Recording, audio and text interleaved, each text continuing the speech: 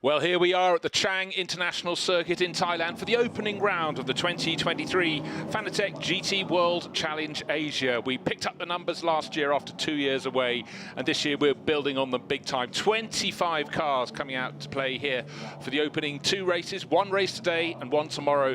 And then when we go to Japan for 4 rounds in the middle of the series, the numbers will go up to around 40 cars on the grid. So it's a fantastic growth again for Fanatec GT World Challenge Asia. Here we are today. Yesterday, very heavy rain. In the last minute, there's been thunder just rumbling around the circuit here. We've had dry running all morning. Let's keep it that way, but you never know what's going to come in, because when the weather moves in Thailand, it moves in very, very quickly indeed.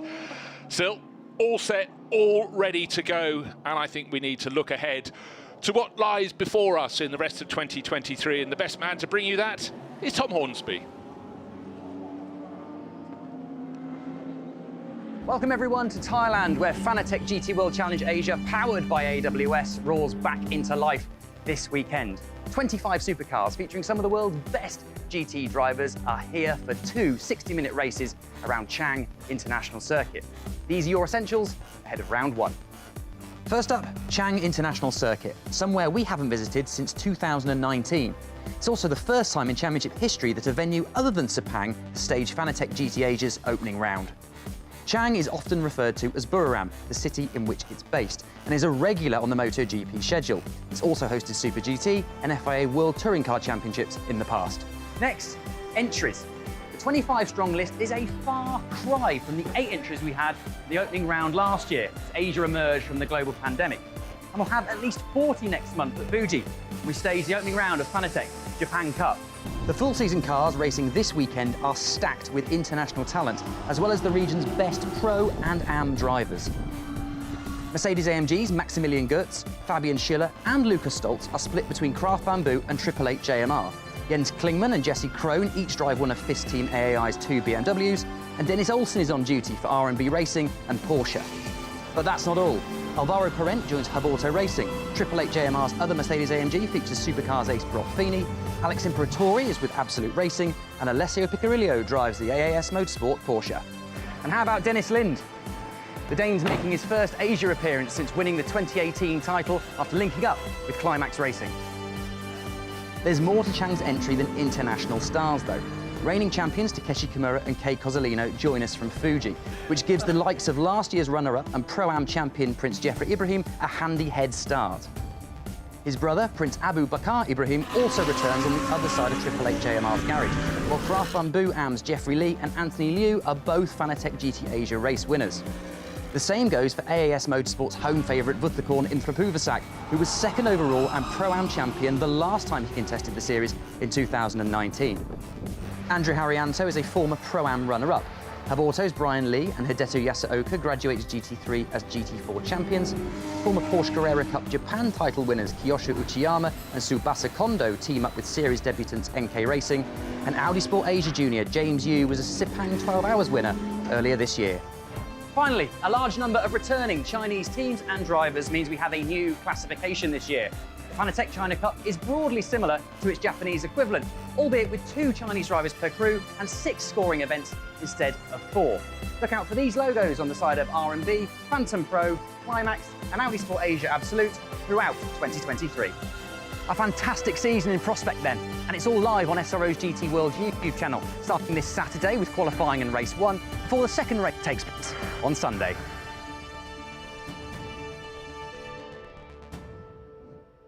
And there is the ground laid out ahead of us for the rest of the season. But right now we're focusing on race 1. 1 hour, 2 drivers per car. The pit stops will come in a pit window in the middle section of the race. But look, it's busy down on the grid. We've got so much to look forward to. And I think we should recap with the calendar for 2023. And then we'll look back at the highlights of qualifying.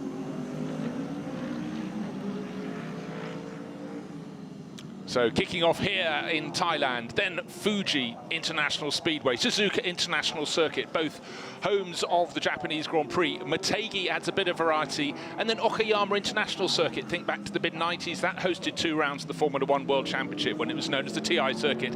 And then to Sepang, but let us go down and take a look at the qualifying.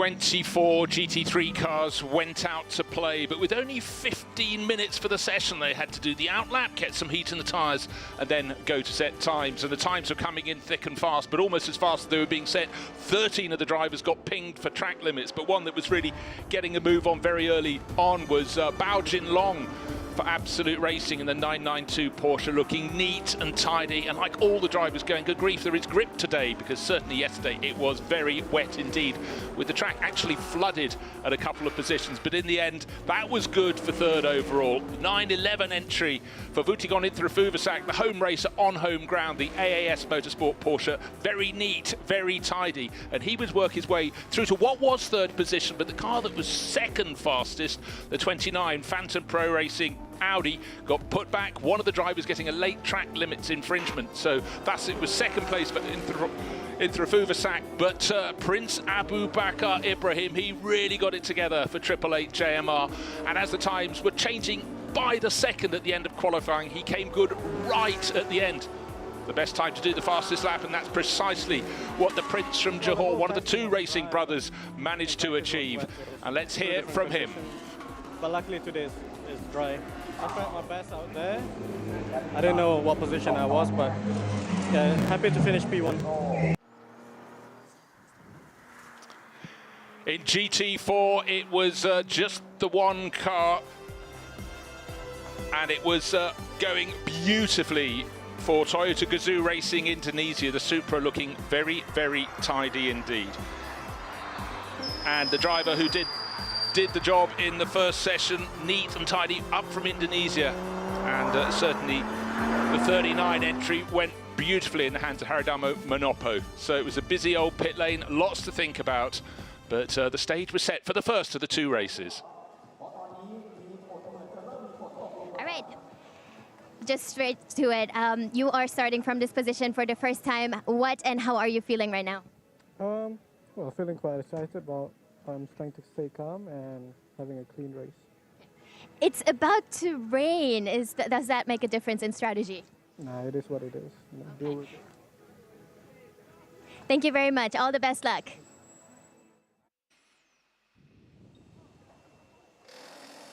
So that was Prince Abu Bakr Ibrahim. He's getting faster with every time he gets in the car, and for 888 JMR, that was a job very well done. The two cars from the crew this weekend and throughout the championship, number 88 on pole, and the sister car down in 10th position. That's with brother Prince Jeffrey on board. But there was a thought from Amy Ozawa down there.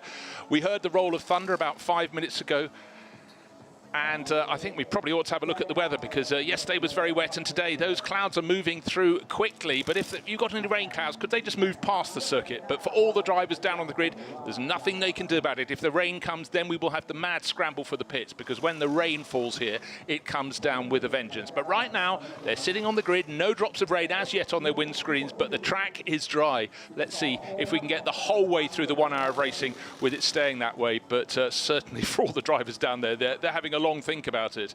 Maybe some will want to start on rain tyres. So Mercedes on pole position. The driver alongside will be driving a Porsche, and it's the home star Vutigon Inthrafuvasak, the AAS Motorsport by Absolute Racing Porsche. It's red, it's white, and clearly very quick indeed. 4 manufacturers represented in GT3 and great variety. Let's hear from Vutigon. And here at front row, you're starting from here for the first time. You must be nervous. Alessio was giving you some words. What did he tell you? It's getting, raining, so it's going to be a bit of tricky situation coming.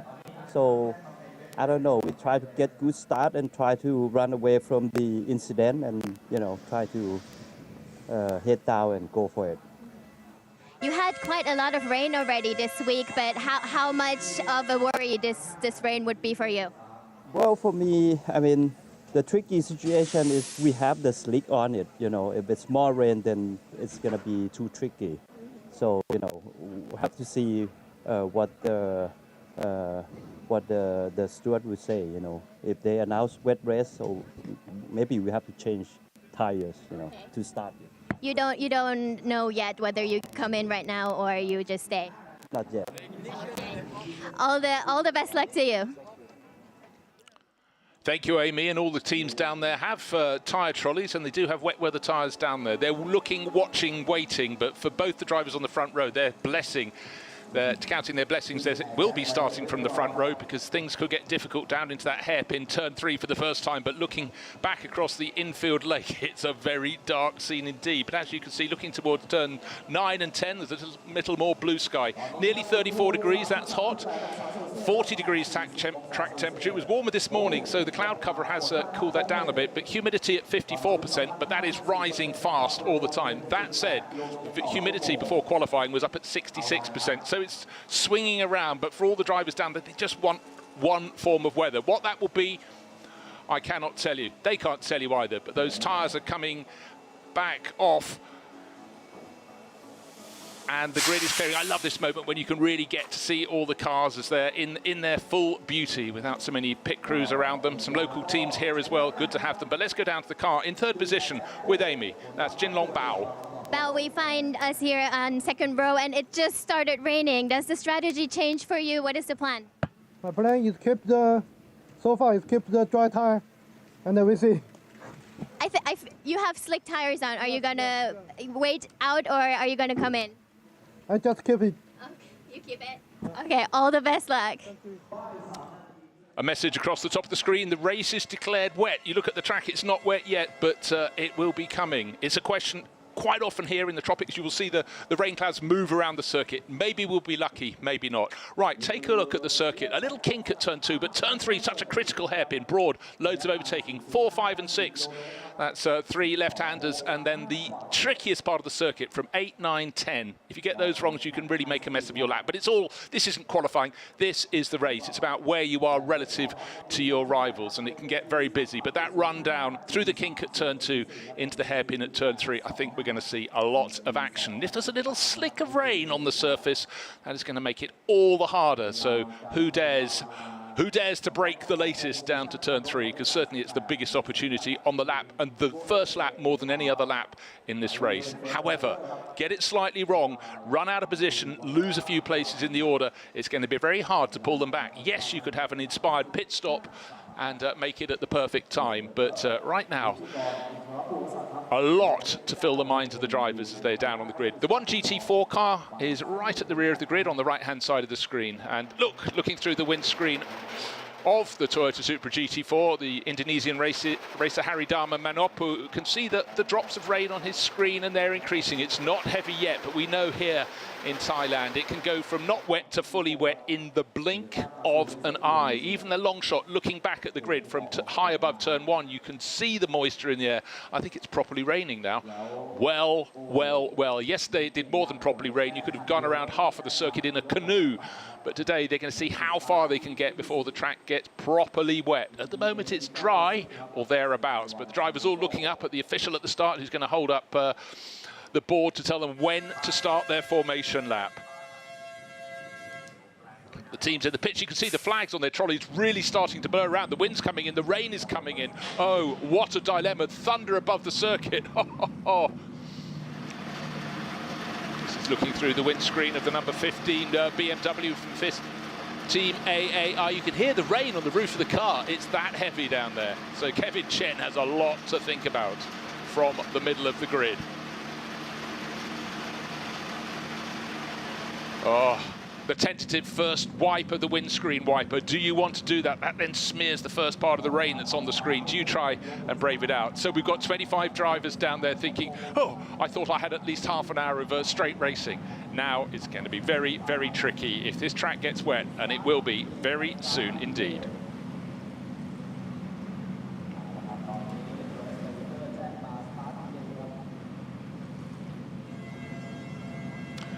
The formation lap is about to be underway, and for the drivers here, I've just heard a message coming into my ear. The start has been delayed. I think because the rain, as it's coming in, is going to come in so heavily that anyone on slicks. That's all 25 cars down on the grid will be just sliding off the circuit. I think that's a very good call, and actually if this rain had arrived 5 minutes later with the starters being delayed, there's that message on the screen, we could have had quite a dilemma. So yes, we're delayed. However, that does mean, I think if we can get the cars, all of them, onto the right tyres, as you can see looking down on one of those fabulous R&B racing Porsches there, that's Weilu's car. It's very, very wet for the drivers down on the grid. Of course, one of the problems they have in this situation while they're sitting there, no airflow through the car, is the screen can suddenly start to steam up. So many things the drivers have to consider, not just what's ahead of them in terms of what's out on the track, it's what's inside the cockpit, are they comfortable? But right now they'll all be thinking they'll have got the message from their team, and hopefully the team will have the right protocol to run through and work through this race start delayed. Now anybody who's switched to wets before the start of the race would have been inspired, and that was Earl Bamber Motorsport. That was car number 8. That was starting way down the order, in fact, Indonesian racer Setiawan Santoso. So they actually had plumped for something that would have cost them had the track stayed dry for long, but they're sitting with their tyres, or the right tyres on the car for the conditions as they are. Now a few of the cars, a few of the drivers are daring to try their windscreen wipers. And looking down the order, it's great to see some new teams, or new to us, competing this year. Oh, the rain on the roof, the car at the back of the grid, the Toyota Gazoo Racing Indonesia Supra, so much for the drivers to think about. Of course, at the moment, the water will shift off the screen quite nicely. If you're just joining us, you might have expected us to be underway with the opening lap of the race, but we have start delayed and the cars will probably be brought back into the pit lane. But yes, that wind just whipping through. So I thought things might change quickly, not quite as quickly as they did. There we were, just about to kick off the formation lap. Drivers looking up to the front of the grid to be flagged away, and oh, look how much darker it's getting. That's the view from the middle of the grid. Kevin Chen's BMW, the rain beating down. Drivers just waiting to have clear guidance as what to do next, but this is a proper storm coming through. However, and I do like to provide good news, if you look around the right from the main grandstand that's looking towards the final corner, turn 12, the sky is much, much brighter. But anywhere from the main grand, oh, there is lightning down beyond turn 3. So over the town, the city of Buriram, forked lightning flashing around, but it looks so it's blowing through very quickly. But for the crews, out onto the grid they go. Wait to see if the cars are brought back into the pit lane or not, but the conditions are changing by the second. Here we are, start delayed, clear reason why, and I almost have a feeling that by the time the crews get out to a lot of their cars, the storm might have passed by. Oh, more forked lightning over Buriram. Now here is one of the local cars in the field, and it's great to have YK Motorsports BBR with that Sunoco-sponsored Mercedes. And good to have them here in the mix. That's car number 114. Starting middle order, really good good job by Decathlon Fuaka Arut. Here we are, the first of the cars being pushed back to the garage. The Be Quick Racing, that's another team from Thailand. Car number 26, that was very quickly put up onto its dolly jacks. Henk Kicks, the Dutch driver, based here in Thailand, being kept aboard as it was swung back round. You can see other cars being put on the dolly jacks and pushed back to the pit lane.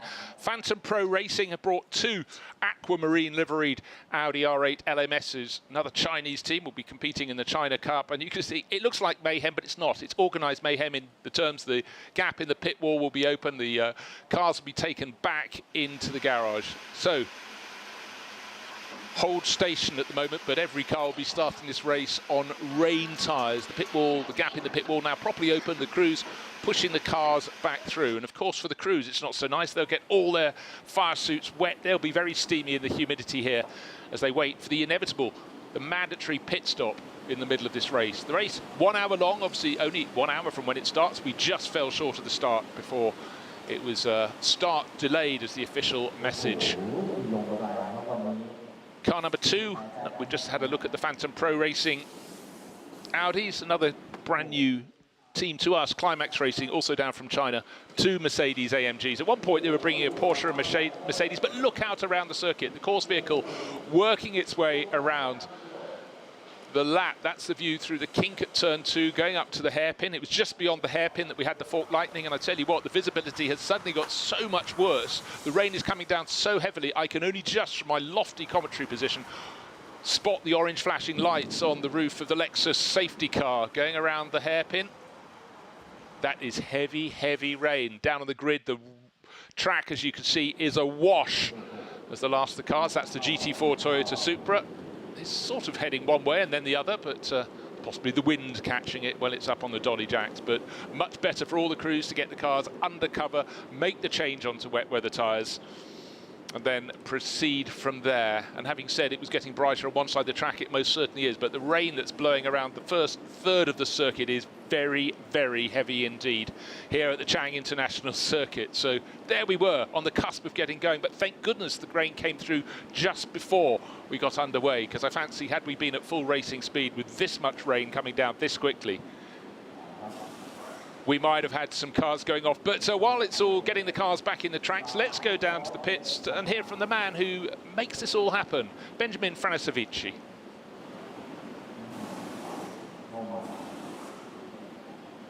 All right, Benjamin, new season, new start. We are here at Chang International Circuit. The last time we were here was 2019. How does it feel to be back? We've always had good grids here, and being back in Thailand is always fun. We've got local teams here. It's the first race of the season, and it's going very well. We're excited to be back. We have 25 cars on the grid. Correct. We have 25 cars. It's our first round. We expected to have 25 cars. We're a little bit above our expectation, which is always good. It's a good start to the season, and we knew that we were going to have a lot of cars in Fuji, and that's the case. We're going to have 40 cars in Fuji next month, and it's a great start. It's such a great thing to see this growth in this season. And this year we have the China Cup. Yes, we've been since China opened up in December. We had Chinese team calling us saying we want to be back, so that's great news. It's we have a lot of Chinese drivers joining us already this year. We have 12 drivers here. Maybe we'll have a bit more from Fuji, but that's it's great to have Chinese drivers back and new Chinese teams as well. And also, could you tell me about the plans for the GT4s? So GT4 here is still growing, and we're not quite happy yet. We're going to boost it. We have plans second part of the year. We're going to introduce a new platform for GT4 cars to come and join us, but we'll tell you a little bit more about this during the season and from Fuji. So to the near future, Fuji is up next with almost around 40 cars. Could you tell me about that? Well, that's going to be the biggest grid we've ever had, but it also have a lot of quality. We've got, I think now 12 manufacturers entered. So here we have 4, and then we're going to have triple that. So that's great. Local cars, the Lexus, the Nissan, and some Italian brands are back. So that's really exciting because no one else can claim to have so many different brands racing in GT World Challenge Asia. So that means we're the best. Thank you very much. And today, for the race, what are you looking forward to? It's the opening race. Well, I'm looking forward to some good racing, but I want everyone to stay calm. You know, I need to relax in race control. I don't want to stress out. Good luck for this season. Thank you. What Benjamin Franasovici wouldn't have known just then was how heavy the rain would be when it came in, if it would come in. And as you can see, the cars have been removed back to the garages to get out of the rain, with lightning booming around the circuit. The start has been delayed. Pushed back, well, another 20-odd minutes from now will be the track inspection, and the start will obviously be quite a way after that. So it's about getting everybody dry again, and I can tell you how bad the rain is. I can't even see turn 3. I can only see from high above the grandstands. I can only just see corners like 9 and 10, only just. It's so heavy, the rain here, and that shot shows it to perfection. The camera crew's getting absolutely drenched out around the circuit. Of course, vehicles still going around to inspect all before it. That's the view effectively from opposite the grandstand, looking across the infield lake of turns 4, 5 and 6. This is proper tropical rain. We'd rather hoped it wouldn't arrive during the race, but I think it was an absolute miracle that it came if it had been 5 minutes later and the race was underway, I think we'd have had cars skating off, drivers just unable to find any grip. And I just want to pick one thing out. Someone was very nearly inspired down at Earl Bamber Motorsport, EBM Giga Racing. They were starting sort of middle order, and they were the one crew that had put wet weather tyres on before the start. Darryl O'Young, boss of Craft Bamboo Racing on the right, just talking about what could have been, might be, what yet might be, and great. Darryl not racing so much now, tends to go out at Macau, but more sort of standing back. He's running Anthony Liu and Fabian Schiller in the red and yellow number 30, 37 entry, and the 77 car is Jeffrey Lee and Maxi Goetz. And whoever is going out in the, well, I don't know if it's going to be better when the start finally comes around to be the first driver or the second, but you can't choose. If you're listed as driver one, you will be starting race one. That's how it is. But good to see some smiles up and down the pit lane. I think that actually that was a very, very fortunate escape, that rain just arriving when it did. Had it been marginally later, I think we'd have had a lot of cars stuck in gravel traps. In fact, the job of the safety car driver at the moment is just keep it on the island. And it's not been unknown before for drivers to go around. Good drivers, always pro racing drivers who get the job of running a safety car, or drivers with a race license at the very minimum. And it's not been unknown to see them hit, not a stream of water, a river of water across the circuit. So they have to really, really keep their eyes wide open and feel whether the track's getting, because the rain could ease off, but you could actually end up with more water that's already come down, just making things very, very difficult indeed. Oh, still deep water out towards the edge of the circuit. That's slightly the uphill side. The track is cambered from the right of the screen across the left into the final corner, back into the pit lane, so not negotiating turn 12. More lightning. This time it's moved from turn 3 across to outside turn number 9.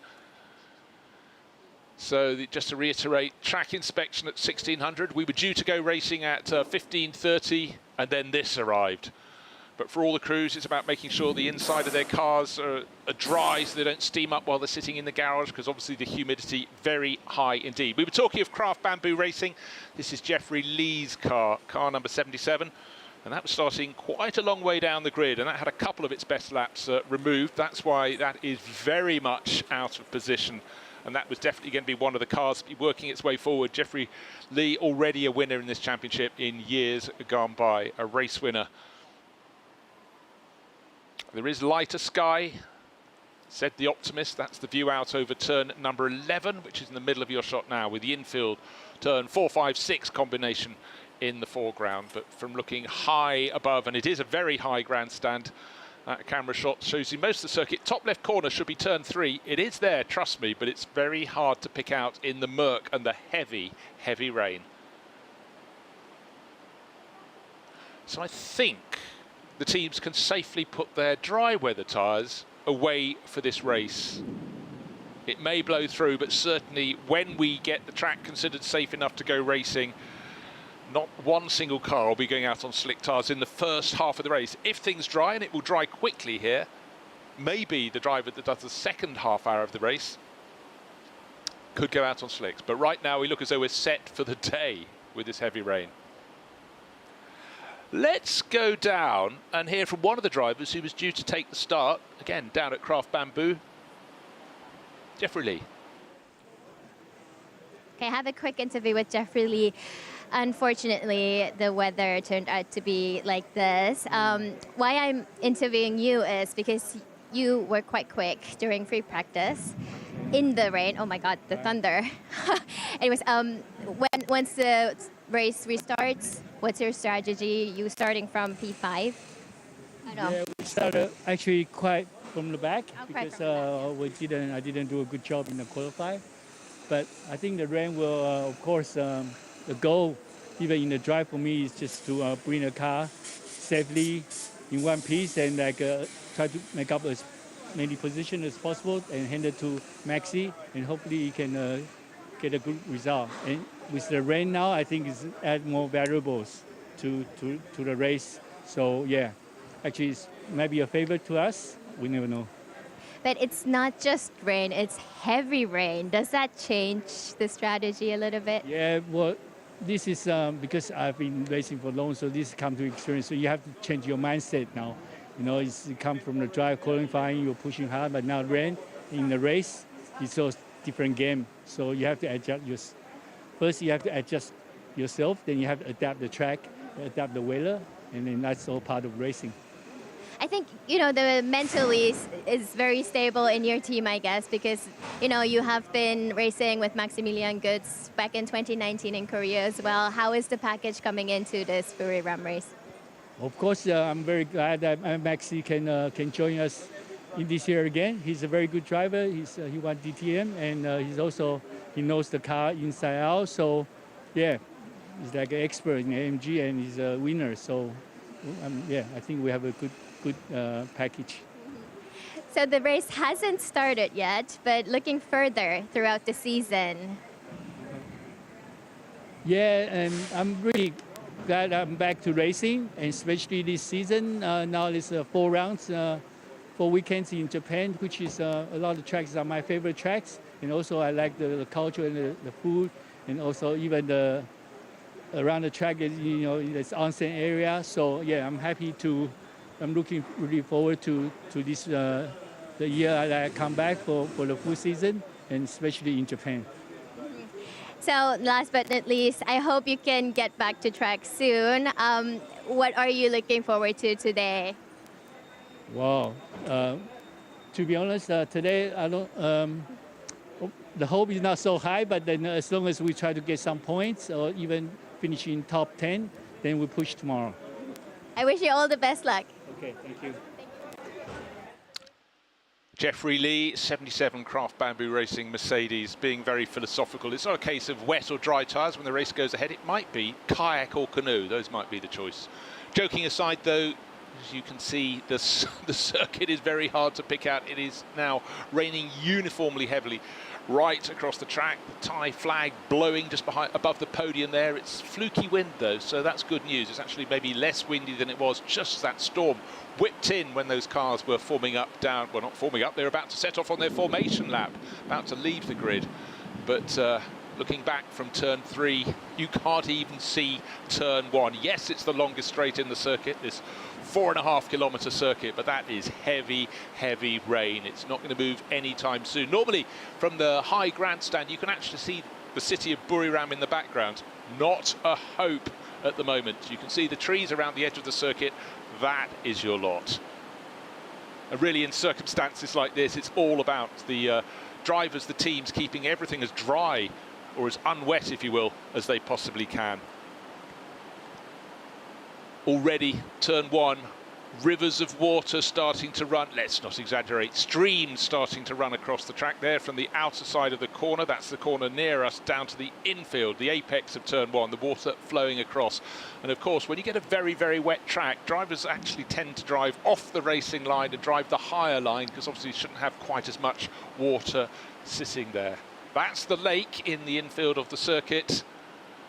Great big sign, Chang International Circuit, so popular with MotoGP since it started coming here and getting legs every year with more and more car racing as well. But right now, more lake than track. So difficult, of course, I was last weekend at Spa-Francorchamps, where you always have to keep an eye on the weather coming in.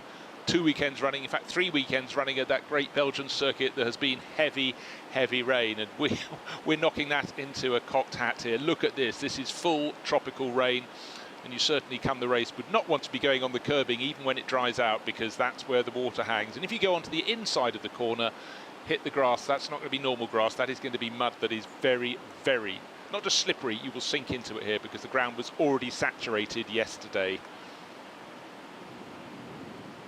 Track inspection in just over 10 minutes time, and then we'll see that Lexus safety car going out around, and that's one of the drivers you need to look for. Driver up from Sri Lanka, Ishan Piris, driving for one of the 2 Thai teams in the race.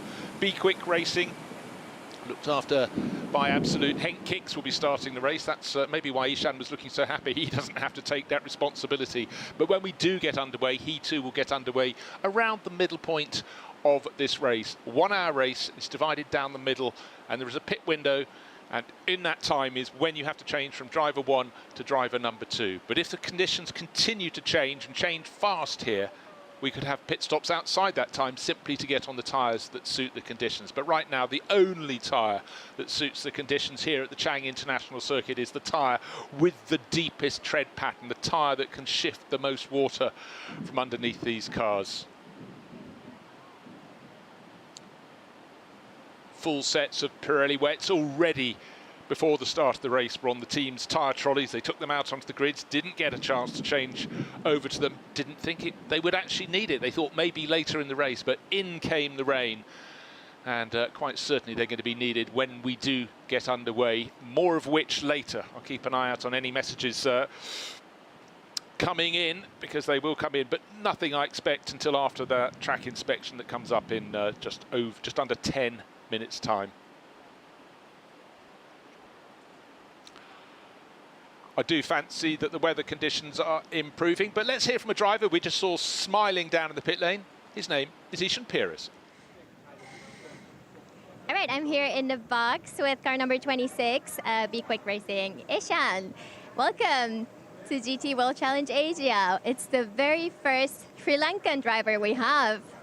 What do you think about that? No, it's great to be here. I think, you know, it's my first experience on a grid like this as well. And it's nice to be benchmarking myself against some of the names out here. I mean, we have Maxim Gotts and people like that, and most of the Porsche factory guys are also out here. So it's really, really nice to be on a grid like this. And the weather is obviously giving us some additional challenges, but I think it's going to be an exciting weekend. So tell us more about your background. Is this the first time here at Buriram, or what types of racing have you been doing? Well, it's not my first time here in Buriram. I compete in the TSS Championship, yeah. So I've been competing in that since last year. And then my teammate decided he wanted to do the GT World Challenge race as well. So I'm here partnering him this weekend, yeah. So it's super exciting. Great. So you are quite used to this weather, I believe. Well, not like this, that's for sure. I mean, I think this is pretty extreme for a lot of people who are here. So even if they have experience being here, but yeah. So with this kind of weather and with this amount of water, how does this affect the strategy, the driving, and the mental? Well, I'm actually not the one starting the race. Henk is going to be starting the race, so I think. I guess from my side, probably just giving him a little bit of advice on what I felt being out on track yesterday in similar conditions, I'd say. And yeah, just hopefully we have a clean race. And then I guess when I take over, I got to see what the conditions will be like when I jump in the car. But yeah, I think as long as we have a clean race, hopefully it'll be a good result. Okay. And also coming into Buriram this weekend, how is the package, the car? How does it feel? What's your hopes towards this, today and tomorrow? Well, I think for me, it's my first experience with these tires. TSS runs a different set of tires, and quali was quite good for me. I think we weren't so far off pole. I mean, some of my laps were a little bit messy, but I think to be P8 in Q2 was quite a good milestone for me, looking at the other drivers on the grid. And for the race, of course, it all depends on how we handle the weather. The car feels good. The team is also very good. I mean, Absolute is very well known globally, and of course in Asia is quite famous. So yeah, I'm just very grateful to be here, to be racing, and yeah, just really enjoying myself. Let's keep our fingers crossed that the weather clears as soon as possible. Thank you very much, and all the best luck to you. Thanks, yeah, all right. Drivers, team chiefs, it's not a view that appeals to them at the moment. Heavy, heavy rain over the Chang International Circuit. Unfortunate, but I tell you, the timing of it could not have been tighter. The cars were about to set off on the formation lap when the first drops of rain came in. Then there was thunder, and at that point, all the crews were thinking about what may happen. And look how much water is lying in the grass. You do not want to hit that. The track will retain a little bit of grip with all this water, but only a little bit, but the grass will have none whatsoever. That's the view down to the final corner of the lap here at Buriram. That's turn 12. Well, under the water, it's turn 12 anyhow. Now, let's just go back to what was happening on the grid before the race. 25 cars all lined up in their grid order. Then there was a crash of thunder, and that alerted them to something that may be about to arrive. And it came in very, very quickly indeed. And you could imagine everybody thinking, how heavy will this rain be? How long will it stay raining for? Down on the grid, look, the track is dry. There's the 1 minute board about to be held up by the official at the start of the grid. The drivers all had eyes on him. They would then set off on their formation lap when given the green flag. However, the first few drops of rain started to hit the screen. It's okay, it may blow past. It was still relatively bright, but there was a huge, huge dark cloud coming in from behind the grandstand. And when it came in, the rain came in very quickly indeed. The lightning too, fork lightning was striking around turn 3. Here we are.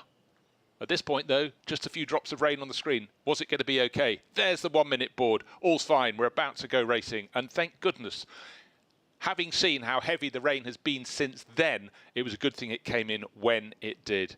Because moments later, suddenly a signal came through. He was saying, start your engines, get ready to go. And then suddenly there was a message, start has been delayed. That is about to be issued right now, looking back at this replay. There's the Lexus safety car about to lead the cars around. Then the message came through, and suddenly it was a change of plans for all concerned. The track was still pretty much dry at this point, but when the rain came, it came in from not much rain to full, heavy tropical storm in the space of about 2 minutes. The wind started whipping through in front of the grandstand, and it was a very, very tricky call, but the right call was made from race control. Start has been delayed, and in fact, right now, we're going to send a car out in about 3 minutes to check how things are. You can see actually a dry patch just behind the Lexus safety car as it rolled forward a car length to reveal how much rain was coming down. And now, here we are still with the start delayed. No cars on the start-finish straight, as you can observe. In fact, they're all tucked away in their pit garages on the right-hand side of the screen.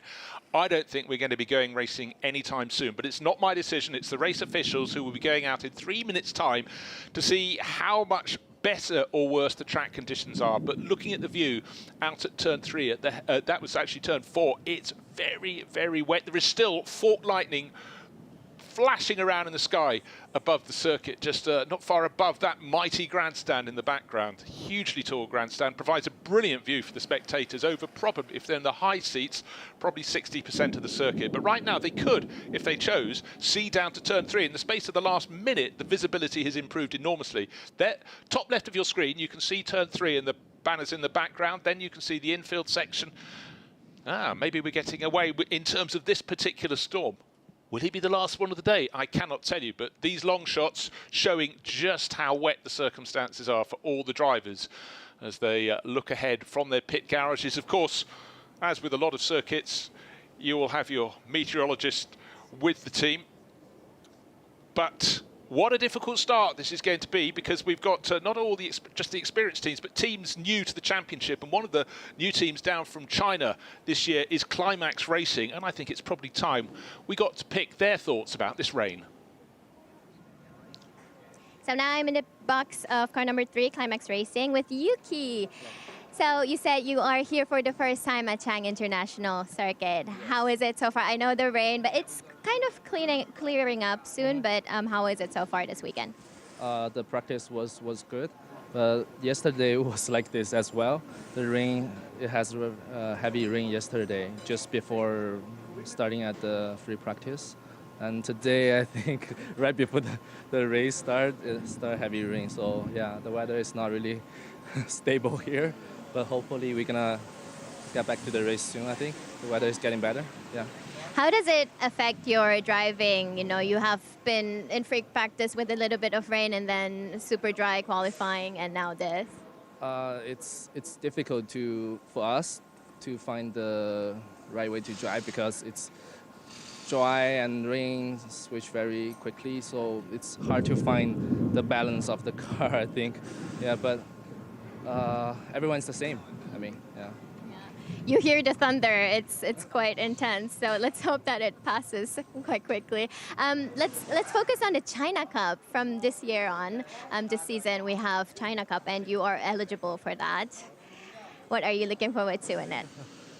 Because most of our driver is from China, so I believe there are 4 cars, right?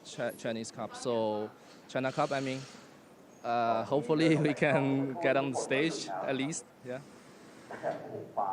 Yes, you will. And hopefully we get some racing in China next year as well. Oh yeah, we're looking forward for the racing maybe in Shanghai or yeah, that would be great. Is Shanghai your favorite track? Yeah, one of the favorite track.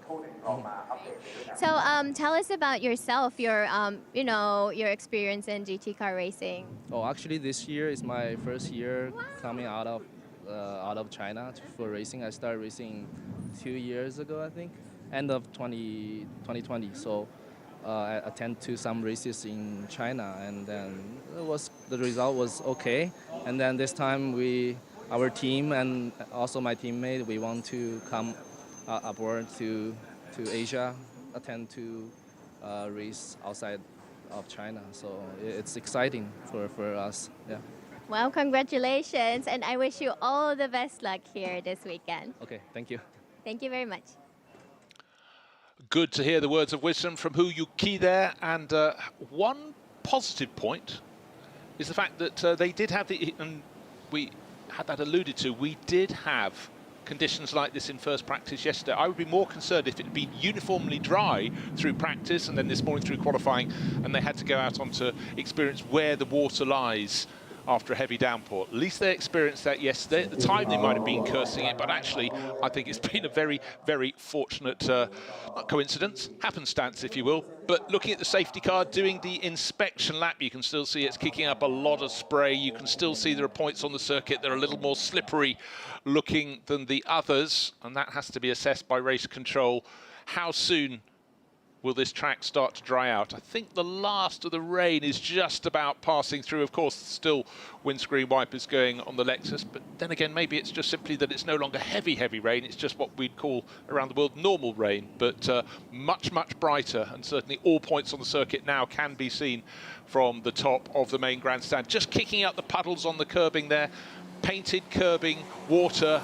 It can be slippery even when you don't kick up the rain like that. But now we've moved from fork lightning to sheet lightning above the circuit, so much brighter sky.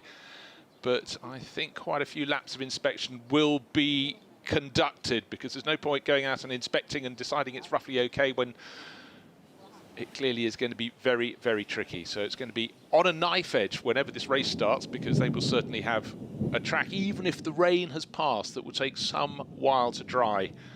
And what will be the right tyres? Would anybody dare go out on slicks? I wouldn't have thought so if we're starting any time soon. It'll be wet weather tyres for the first half of the race, and then come what may, we will see what the track conditions are. Maybe you'll run your first stint as long as you possibly can, so that at least for the last 25 minutes or so, when you put the second driver in, you've got the right tyres for the closing stages of the race. Many things for the team chiefs and the tacticians to think about here, but really, buy the meteorologist for your team a coffee, make sure their focus is good. And while we look at the safety car going out around the track, it's clearly getting bright around the circuit. That's very, very good news. But what is very, very anything is the track. It's very, very, very wet. And while the safety car splashes around, and the target time, I'm just hearing, providing this track inspection goes smoothly and they decide the rain is not just passing by, but the water is starting to use the camber of the circuit and slide off, as it's supposed to do with the drainage plans, 4:30 is the target time for the restart of this race. However, that is dependent on the decision from the race officials circulating the circuit in that white Lexus safety car. There is rain, and there is heavy rain, and there is heavy tropical rain, and that's a very different thing. And that the third of those options is what we ticked here today. We should have been deep into this race. We should have just about been coming to the end of the pit stops, having passed the halfway point in this race, had we kicked off at 3:30. It's now nearly 4:05, and we haven't got underway. And I think it was saved by the skin of its teeth, that rain arriving just in time to at least encourage the officials to delay the race start. I wonder how many laps the safety car will do inspecting this circuit, and I would warrant that it's even dried out. Okay, going through turn 12 and back into the pit lane, through the final corner, back into the pit lane. You can see the pit lane itself absolutely slick with rain, some falling off the front of the grandstand to make it a little tricky for the drivers who go from the dry tarmac in front of the garages out from under the cover and onto the circuit. But there on the left-hand side of your screen is a safety car coming in to report. What is the news? We'll let you know as soon as we find out. But for all the crews, they know a start will come. It's a question of when. But I can report the conditions in terms of visibility have improved enormously. However, as Alvaro Parent, great to have him in the championship. He's driving one of the two Hub Auto Racing Porsches. A lot of experience brought to bear by the Portuguese driver. Cool, calm, collected. He'd be the second driver in that car, so he can afford to be a little more relaxed than whoever gets chosen to go out first.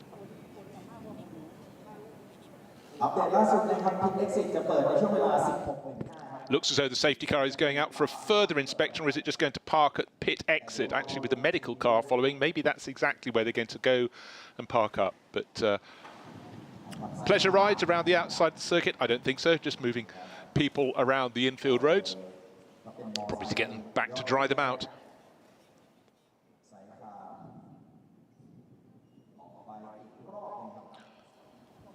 So with the lights flashing, is that safety car going to go out and do further inspection laps? Still wet in the pits, but hopefully, as more lightning beats around the sky above the Chang International Circuit, just hopefully the cars are nice and dry sitting in their pit garages.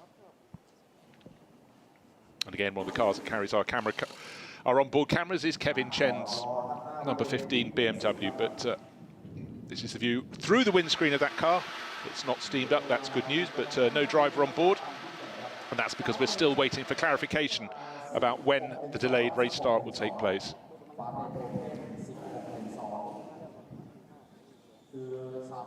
Come what may, when we do get the start of this race, just before the first start, the race was declared as wet. Then, of course, it was aborted. And the pit lane apparently opens at 4:15, at 16:15. So hopefully we are going for a race start at 16:30. That was quite a storm blowing through, certainly topped up. So just 8 minutes until the pit lane will open. Now, this is an interesting car number 25, NK Racing. To say they're not experienced with this car is an understatement. They had it delivered here to the circuit for the first time. It was in their hands on Wednesday evening. Built it up on Thursday, went out to do practice on Friday, which was yesterday, which was very, very wet. So it didn't help them too much. And the race, I'm being told, is going to start behind the safety car. I think that is very, very sensible decision indeed. Looking there at a lake, fortunately not the track, with a little duck swimming across it. But we're all concerned they will start inevitably in a wall of spray behind the safety car. And the safety car will only release the pack to go racing once they think all is safe. But the target time is 4:30 this afternoon. We're going to get this race underway. 1 hour behind the planned time, but thank goodness the rain arrived when it did, rather than had they started racing. Long live the King. Huge banner, lovely national support here. Maybe it'll bring some luck for YK Motorsports and their Mercedes, or Vutikon in Trfuvasak, who would be starting in second position on the grid. And again, as we look to the deities in the hills around here, the good news is we can see them. That means the storm has moved on through. Whether it'll be the only storm we have today, we cannot tell you. Hopefully that'll be that. We've had the rain, we've got it out of the way, but this race will start at 4:30. It will start with a track that is still wet, and at the very best, drying but slippery, but certainly the drivers will all be going out on wet weather tyres. Or will they? Who knows?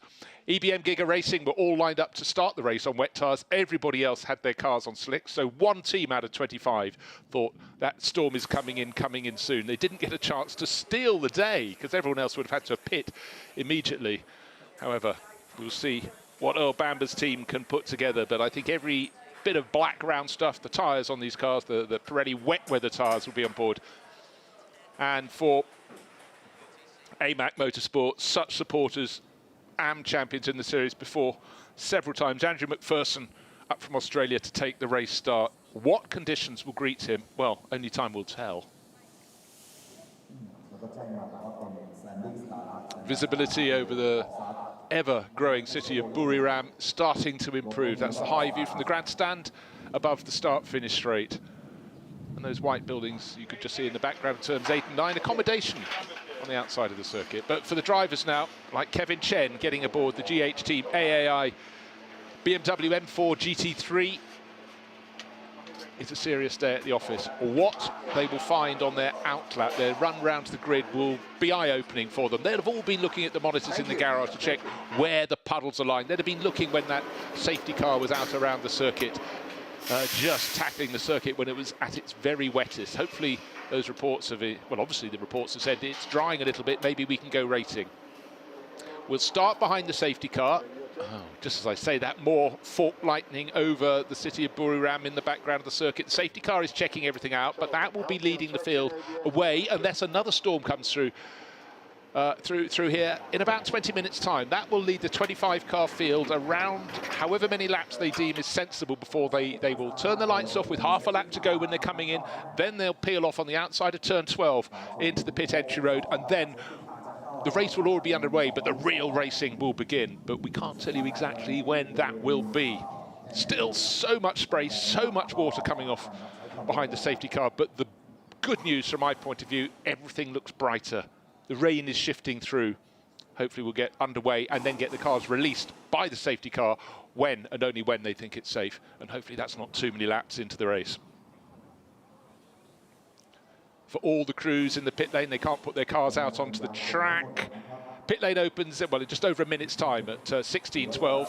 Sorry, the fast lane in the pits, they can move out into that at 16:12, and at 16:15, the green flag will be waved at pit exit, and then they can go around and work their way to the grid. But you know what? I'm not sure many of them will want to go out there, particularly with fork lightning still beating around the vicinity. They'll probably delay themselves as much as they can. They don't want their cars out on the grid, steaming up. They'll wait until there's sort of the right amount of time to get out and then go around to the grid and form up. Of course, the tyre trolleys will come out with the mechanics. We'll go through the whole starting rigmarole all over again. But this time, hopefully they'll think, rather than the storm is approaching, is that the storm has passed through. One of three teams we hadn't seen before in the series. Well, Climax Racing is one. We just heard from them a short while ago. Phantom Pro Racing did turn up once at the very end of 2019, but looking down at R&B Racing, they brought a couple of brand new Porsches, another Chinese team, and 87 was the car sitting closest to pit exit, and that's a car that qualified very nicely, thank you indeed, right up towards the sharp end of the field. So great looking car, and clearly very tidily driven as well. In fact, 87 in the hands of Wan Bo was fifth fastest, but promoted to fourth on the grid. So look out for that one starting at the sharp end of the field.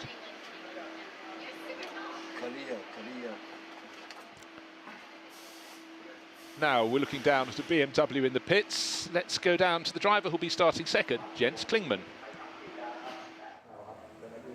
Jens, so you were giving quite some detailed instructions to Kevin right now. What did you tell him? I just told him the procedure because it will not be a normal race start when the cars go side by side. It will be a safety car start, which is better for them, I think, because you can see the track condition, you can warm up the car, and just that he is aware of the procedure, and then we check the brake balance and that the traction control is a bit higher than in the dry today, but I think he has everything under control. So let's hope we can manage the first laps and find a good rhythm without any contact, without any crash. And then I really look forward to driving the car then later. Wow, you look very confident in this weird weather. How come so? I like it. I think coming from Germany and especially from the Nürburgring Nordschleife, where you drive sometimes with snow in the night, it cannot get worse than in Germany. So this is like a normal day in the office. But I like the rain. It's more challenging. You can do some different things. So I think it's mixing up the grid. We're starting not in the front row, otherwise I would be more scared. So for us, it's an opportunity to make our way through the pack and hopefully gain some positions. So I think it's going to be good fun, and I'm really looking forward. It's super to hear that. How does the BMW feel on this track? It feels relatively good. I think we have a very good top speed. I think overall maybe we are slightly too heavy, but I think overall from what we can do, the car was in very good shape. It's very well balanced and prepared, so the mechanics did a very good job. So far no scratch on the car. So I think in the rain, luckily we had some testing yesterday. The balance was very nice, so I think it will be a big challenge if it dries. If you need to stay out longer, so you see if there's a dry line, we go to slick. But I think you have to be spontaneous and just see how it develops. Let's hope for a great race. Thank you very much. Thank you so much. Thank you. Looking forward. And good luck. That interview with Jens Klingmann shows the value of having a works BMW driver aboard your M4 GT3. And again, so much experience racing in wet, dry, but really knowing these M4 GT3s.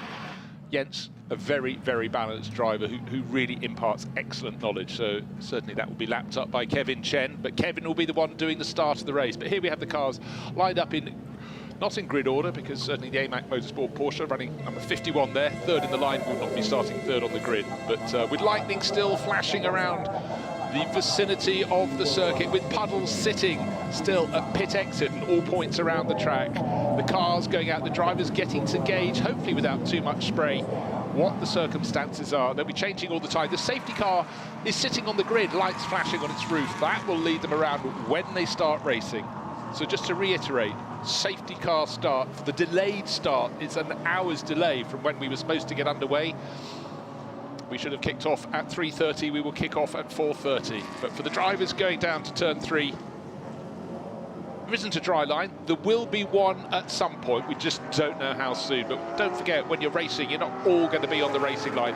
There's a bit of a stream on the exit of turn 3. You're going to be putting the power down. You can see on the left-hand side of your screen, the AMAC Motorsport Porsche is about to kick up the splash. There it goes, just on the exit of turn 3. Oh, that's something the drivers have to observe. There will be other points around the lap at which they will find perils.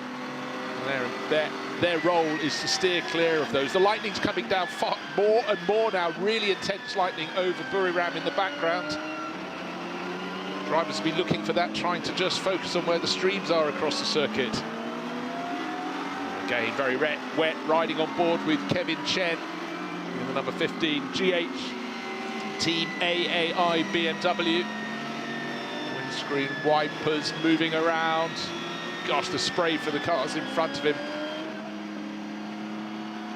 Very tricky indeed. If a car in front suddenly hits a curb with the fluted curbing, it fires up a whole load more spray than if they stayed on the grey stuff.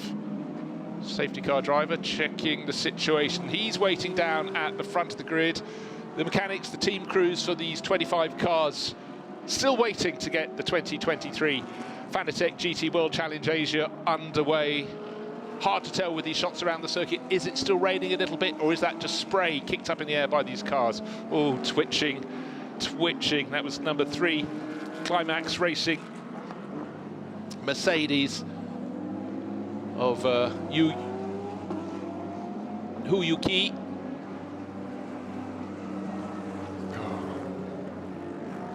When you're a professional driver, when you're an AM driver, sometimes drivers say, I prefer it in the wet. Sometimes it can go your way, but when it's very, very wet indeed, you can't be sure. That's the thought going through everybody's head. A lot of them would be thinking, I wish I was the second driver in this race. Henk Kicks has to start today in the number 26 Be Quick Absolute Racing Audi that races regularly in the Thai Super Series. The Dutch driver based over here.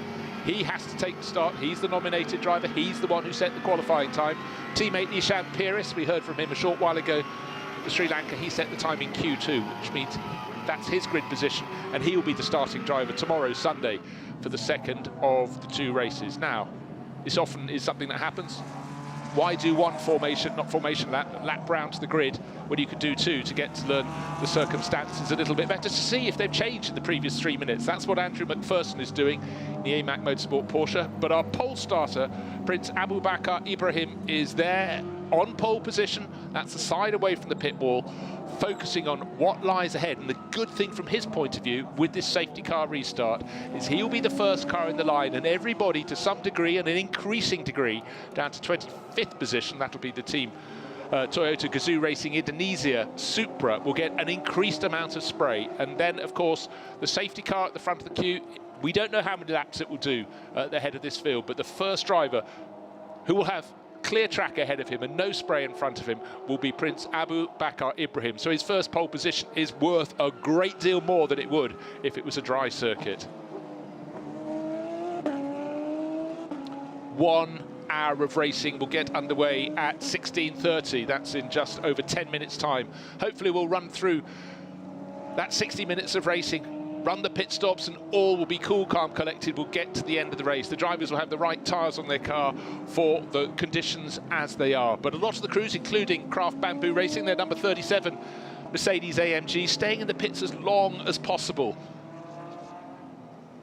just absolutely make sure that Anthony Liu is as confident as he can be heading out onto the circuit. Race start just a whisker over 10 minutes from now. It's all about understanding the conditions. And let's go down and hear from one of the drivers who won't be starting the race, and it's Frankie Cheng Kong Fu, about what is out there for the drivers to find. So I'm here with Frankie on the grids. The weather has apparently cleared. We have some, you know, lighter skies coming in. What's the strategy? I think there was a change from the dry tires, and then probably it's gonna dry out again. Yes, and but looking the data from the yesterday, we had a similar downfall, and the track actually drying quite quick. And obviously, my teammate Jingzu starting the race, and we are very confident from the yesterday. The pace in the rain is strong, and looking forward to a strong race. So from yesterday's practice, what exactly did you learn from them? Well, we obviously learning a new track, and with the white line and the rain condition, and the team is doing a good job. My teammate is also performing very well, and we are fairly confident to have a good race. Okay. You were talking to your teammate earlier, quite intensive. Yeah. What did you tell him, or what did you discuss? Yeah, just go for it and enjoy the race. And what about you? When you get into the car, what's your strategy? I will be doing the same.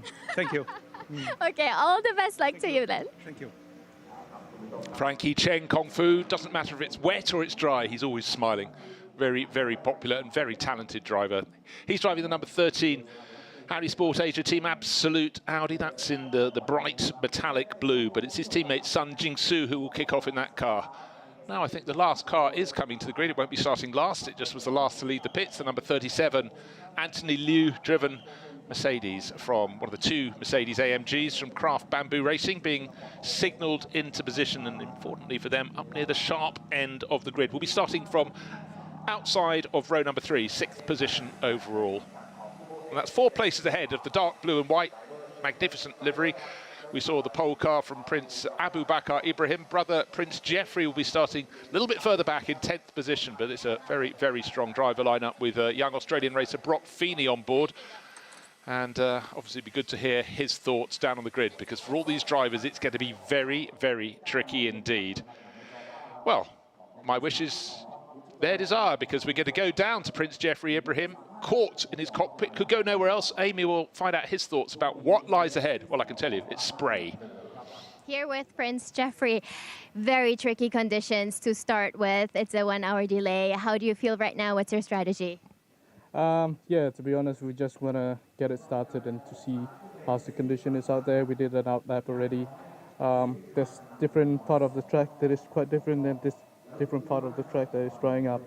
So it's going to be very crucial on what we do when the race starts. But yeah, really looking forward for it to start.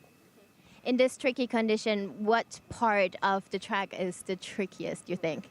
I would say, of course, we have to try and avoid all the curbs, as that's the most slipperiest one on the circuit, but also standing water.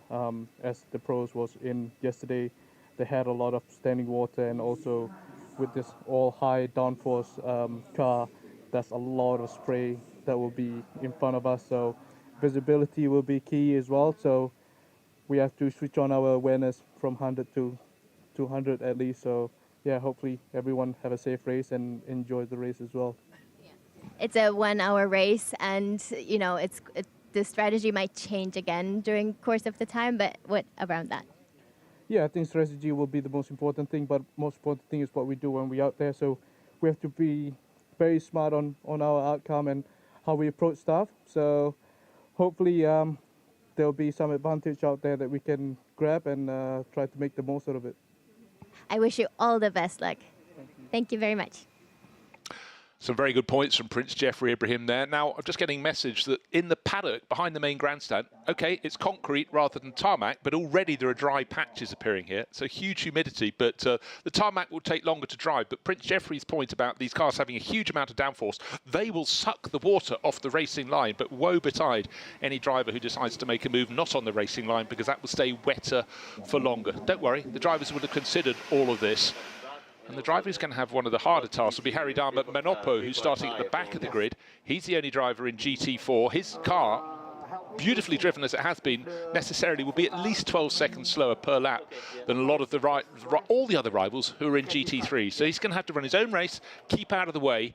That may not be an easy thing to do when getting out of the way means going off the dry line. So I think it's for the others to overtake him, not for Manopo to go to the edge of the circuit to let them through. But look, we haven't got blue sky, but it's so much brighter down there on the grid. We're going through the whole procedure again. Remember, we got to just after the 1 minute board was held up, just approaching 3:30, and then the rain came through.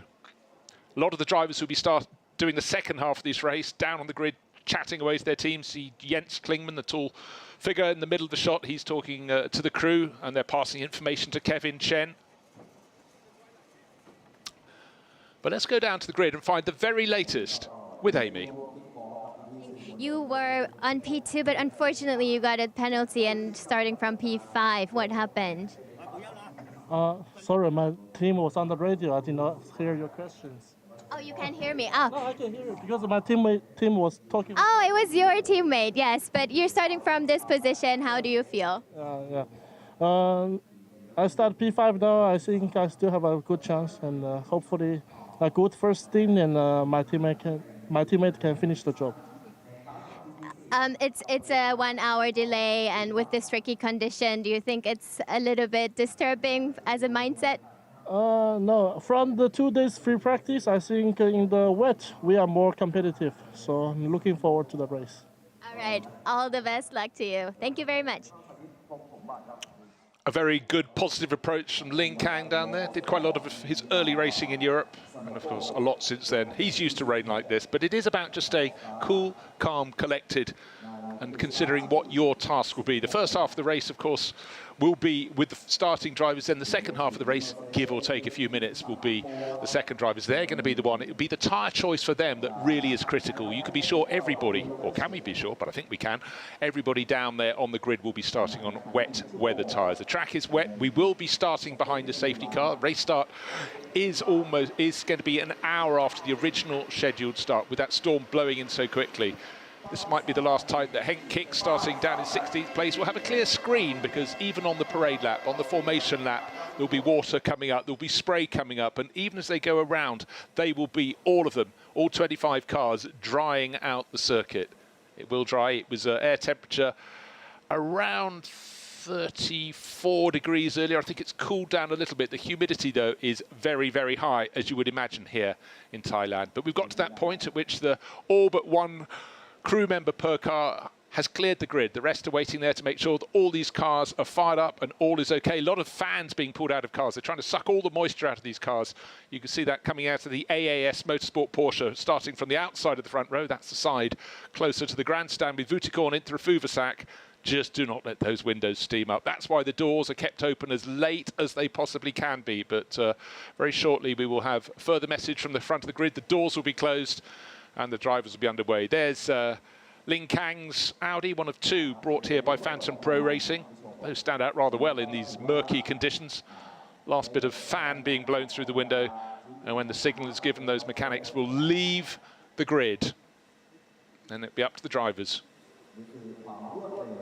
You can see the safety car, the white Lexus at the front of the grid, sitting, waiting to lead the field around. Not just to lead them around, to release them, not initially. They will do the first racing lap, and maybe several more behind that. After that, behind the safety car. And again, just looking at the long shot, you can still see puddles on the inside of turn one. Drivers have to be so aware. Anthony Liu in that yellow and red Craft Bamboo Racing Mercedes will have a lot going through his mind. Don't forget, sometimes when it's wet and someone takes a chance, you become someone else's problem, or they become yours. So for all these crews, they are fully conversant with weather conditions. Fortunately, they all had a go in these conditions yesterday. They know it gets very, very, very wet. They know that it dries very, very quickly. They also know, or they should do by now, if you drive over the painted curbs on the outside of the circuit, even when the track is drying, that is where moisture lies. That is where your race can come undone. We've seen it around the world, year in, year out. Right, the grid is clear. The field is about to go away and start the formation lap, and then when we get to the race start, the safety car will still be there, and the race director will decide how many laps it runs before the lights go off on its roof and it reports back to the pits, and then the drivers are going to be fully released. With the number 88 Mercedes, Prince Abu Bakr Ibrahim should be the first to plant the pedal and get full throttle. So we are all set, ready to go racing, just the formation lap, and let's see what happens after that.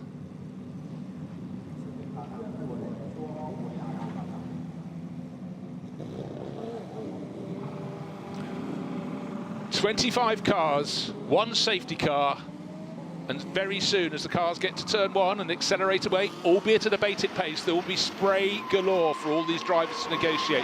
They will all be looking to find grip, looking to check where the wettest parts of the circuit still are. 1 hour delay we have suffered. However, it was the right decision because the storm, when it came in, was massive.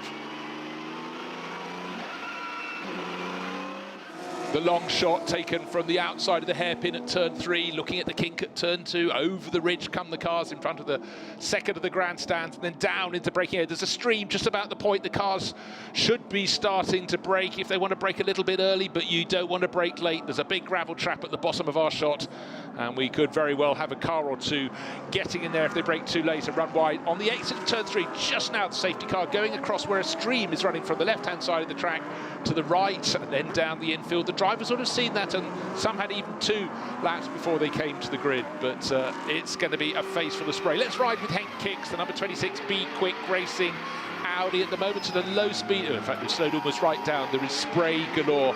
Do you use the windscreen wiper, or do you let the water not get smeared, let it run up over the top of the screen? But certainly for Henk, the one advantage he has here is he races a lot at the Chang International Circuit, competing for several years in the Thai Super Series. He knows where the water lies, but we all know there are different sorts of rain, different degrees of rain, different temperatures, different humidities. It's going to change and change fast. But he at least has the advantage of knowing which way the streams flow around this circuit.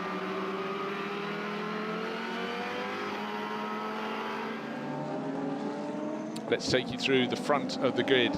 It's Prince Abu Bakr Ibrahim, the number 88 Mercedes on pole position. There's one further lap behind the safety car before we get to the race start. It's winding it up, it's winding it up.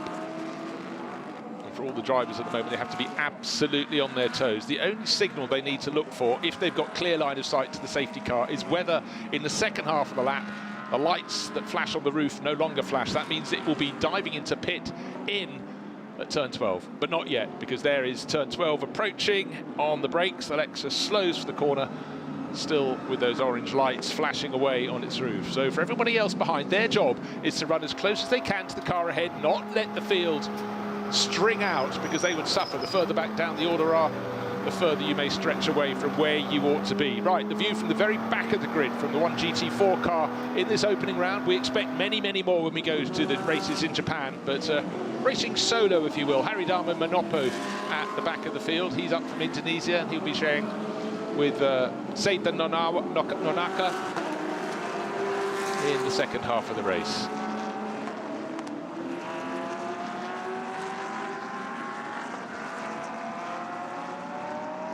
You can see not a dry line appearing, but it will very quickly indeed.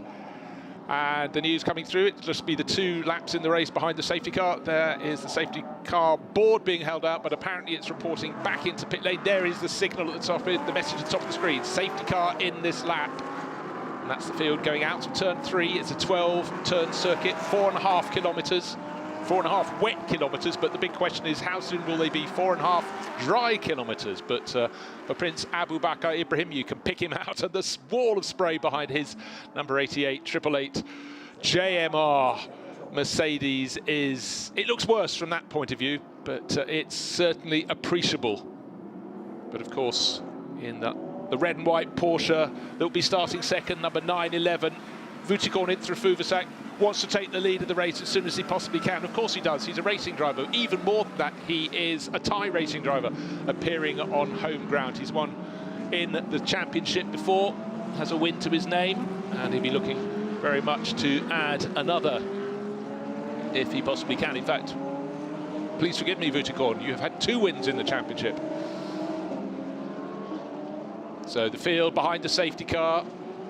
The light's no longer on. It's on the second half of the circuit, so the safety car driver has flicked off the lights. Oh, I thought they had from a distance. They will soon. Don't say it. Yes, there we are. Going into turns 9 and 10, the safety car lights are out. So for Prince Abu Bakr Ibrahim, he knows that his car has a responsible role to do, but he'll be the one without the spray. But what he's got to do is have a very clever line down into turn 1. Safety car withdraws. They're just coming down the hill. It's a long approach to the pit lane there. It's like an ancillary one. Down to turn 12. The safety car peels off, but it's up to Prince Abu Bakr Ibrahim to control the start of the race. Alvaro Parent watches from the Hub Auto Racing Garage, who'll be doing the second half of the race for them. But out of the final corner, is anybody going to put the foot down too soon? And off we go racing. There's a wall of thunder. The driver in 4th place appears to be pushing very quickly indeed. That's car 87. Who's going to be brave into turn 1? Job, very well done from the pole sitter, but real challenge. And it is 87 that has the best restart, and that's Yuan Bo, but a challenge from Phantom Pro Racing. Someone almost off in the background, a very wide line on the exit. Several cars taking that line at turn 1. Maybe they didn't even want to, but job nicely done from Prince Abu Bakr Ibrahim. Who's going to be the hero under brakes into turn 3? Oh, Vutagon Intrafuvasak holds on to 2nd place in behind. Very, very tight indeed. 2 abreast through the stream on the exit of turn 3, but our pole sitter did the job into turn 1 and into turn 3 and is leading the field back onto the infield. Looks like we've got all 25 runners up to turn 3 round that hairpin, and now how they settle down remains to be seen. Vutagon in through Suvasak, started 2nd, he's back to 3rd though. A better exit from turn 3, and it's the 87 Porsche that's making up ground with Bo Yuan at the wheel. He's moved up to 2nd place, and now our race leader is no longer the race leader because Wan Bo, having gone Bo Yuan, sorry, having gone up into 2nd, has fancied 1st and has taken 1st. They're being very, very brave on the wet stuff. Prince Abu Bakr's gone behind Vutagon in through Fuvasak as well, and now they're lining up to challenge him. The 992 Porsche's in 5th place as well. So that's Bao Jin Long, but hats off, a brilliant start when the safety car released the field from number 87. That's a brilliant job from the Chinese team R&B Racing, with Bo Yuan moving up from 4th to 3rd, 3rd to 2nd, and 2nd into the lead of this race. In behind it, this is a dry circuit. The field will be a little bit close. They're all trying to cut themselves a bit of space in which they can possibly see out the windscreen. Oh, a big puddle on the exit of turn 12 there, and Prince Abu Bakr Ibrahim has lost another position. He finishes the opening lap in 4th place, having started in the lead, because the one of the 2 Phantom Pro Racing Audis, the one that qualified 2nd but got dropped down to 5th because of a track infringement, has now moved up a position. That's Ling Kang at the wheel of that. This is the battle for the lead of the race, down to turn 3, and Vutagon in through Suvasak took the lead in the 911 Porsche, but by braking later than his rival, unfortunately he couldn't negotiate the corner, ran a little bit wide, and 1st was fleeting. 1st was handed straight back, so back into 2nd for Intra Fuvasak, but he's giving it a go and exciting the local fans. First 2 cars really trying to put a bit of clear air between themselves. Well, a clear air and a wall of spray to those who are following them through turns 5, 6, slight climb a little bit more to turn 7, then drop down into a little bit of a compression on the apex of the corner. There's turn 7, and Intra Fuvasak a little bit faster through there than Bo Yuan. Now let's ride on board with Henk Kicks. Is he getting his kicks? Again, windscreen wiper on. You can see the degree of spray. Great to have on-board footage. Not as bad as it might have been, but certainly not making life enormously easy.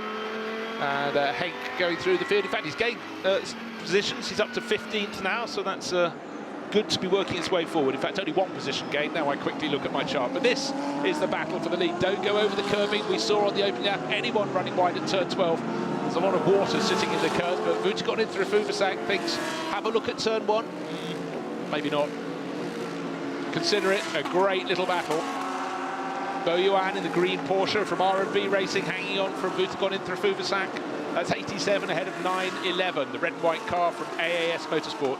Started 2nd, is 2nd, but last time around, up at turn 3, challenged, came up the inside under braking into turn 3. You can see the car squirming. Wambo braking really late, but this time a better point for braking from the Porsche in second place, the 911 car from AAS Motorsport. Last time he just braked a little too late in the corner, took the lead and gave it straight back. Now, back on board with Henk Kiks. He's pulling to one side. He's behind. Well, we had the two cars entered from teams from Thailand together, or they were, and then up came Kevin Chen and separated them in the number 15 BMW. Oh dear, and an unfortunate moment there. Going a little bit wide on the exit of turn 3 to make space for the BMW, and it's not one but two positions lost for Henk Kiks.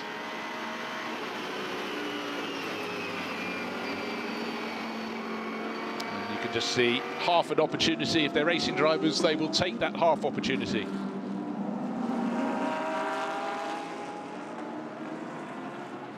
Track, the start of the race under investigation. That's standard procedure, but an incident involving cars 992 and 37 under investigation. 992 is the Absolute Racing Baojin long-driven car that's running, you know, well, it's fallen right down the order to 18th position, and car 37 is the red and yellow Anthony Liu-driven Mercedes. Just get out of the bottom left-hand corner of your shot. So that's under investigation. I'll pass further messages as when I get any news.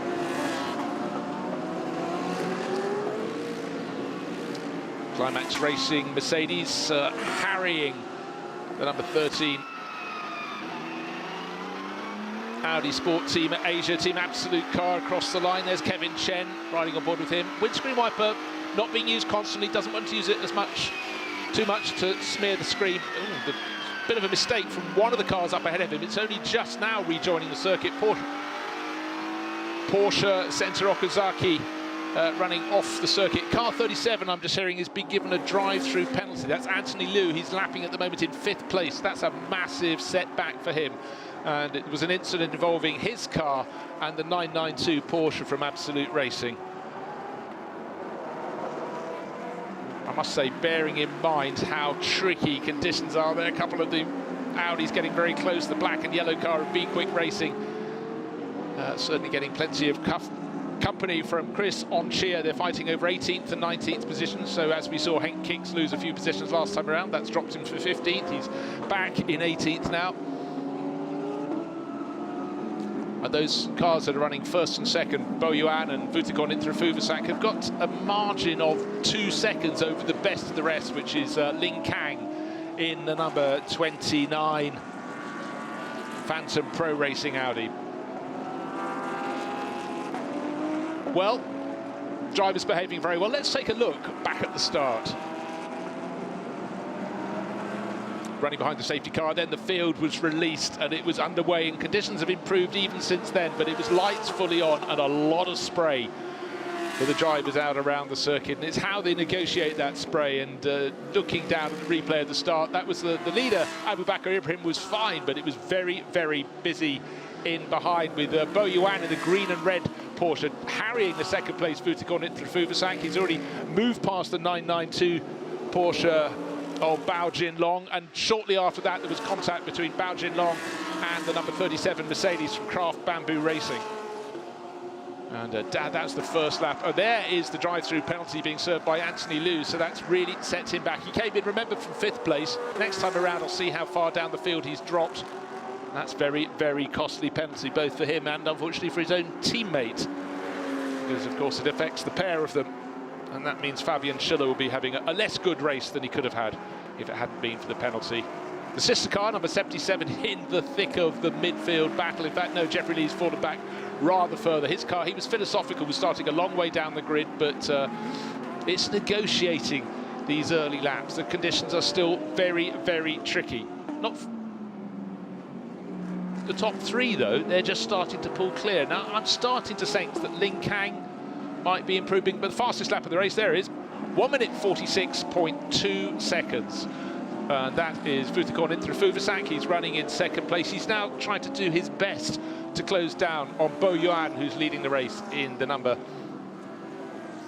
87 R&B Racing Porsche. But Vutikon Intrafuvasak, here he is, Porsche Thailand sponsorship on the number 911. 911 is getting closer and closer. Yes, you can see the track is starting to dry out. Remember, Vutikon led this race very fleetingly down into turn 3 about 3 laps ago. He's fallen back behind, but I sense he's just looking for the moment They'll all be attending to their tyres, working out, is life good? I'll tell you what, though, as soon as I mentioned that Vuitton was closing in, Bo Yuan pulled clear again. So certain points on the circuit, one has an advantage. In fact, best part of half a second gained by the race leader on that. There's Alexandre Imperatori, Swiss driver, based for a long time in China. Now what we're starting to see is a few of the drivers looking for the wet lines to try and keep their tyres sweet as the track conditions dry out a little bit, but there's still a lot of spray. And how far down did the number 37 Mercedes for Anthony Liu fall? All the way down to be behind number 25, and the number 25 NK Racing Porsche is in 22nd position. So that was a very, very expensive drive-through penalty. Harry Dama Manopo running all on his own in the GT4 class, keeping out of trouble, keeping out of the way, gaining experience all the time. So great to have an Indonesian team with an Indonesian driver, and a driver new to GT racing, and he's taking to it very nicely indeed. But what you can see is the track is most definitely drying out. Still spray being kicked up the car, but before it wasn't spray, it was waves coming out of the tail end. 2 words haunt the driver in qualifying. 13 drivers were done for them, had their best laps taken away. Some had 2 laps, had 3 laps taken away. Track limits. And car number 91 has picked up a first warning for exceeding the track limits at turn number 8. Car 91 is being driven at the moment in the first half of this race by Junsan Chen. It's one of the 2 GH Team AAI BMWs. It's the one that isn't carrying an onboard camera. Now here's some close racing. 4 and 11 fighting over 6th place. Andrew Harrianto in the number 11 cedes the position to the number 4 Climax Racing Porsche into turn 1.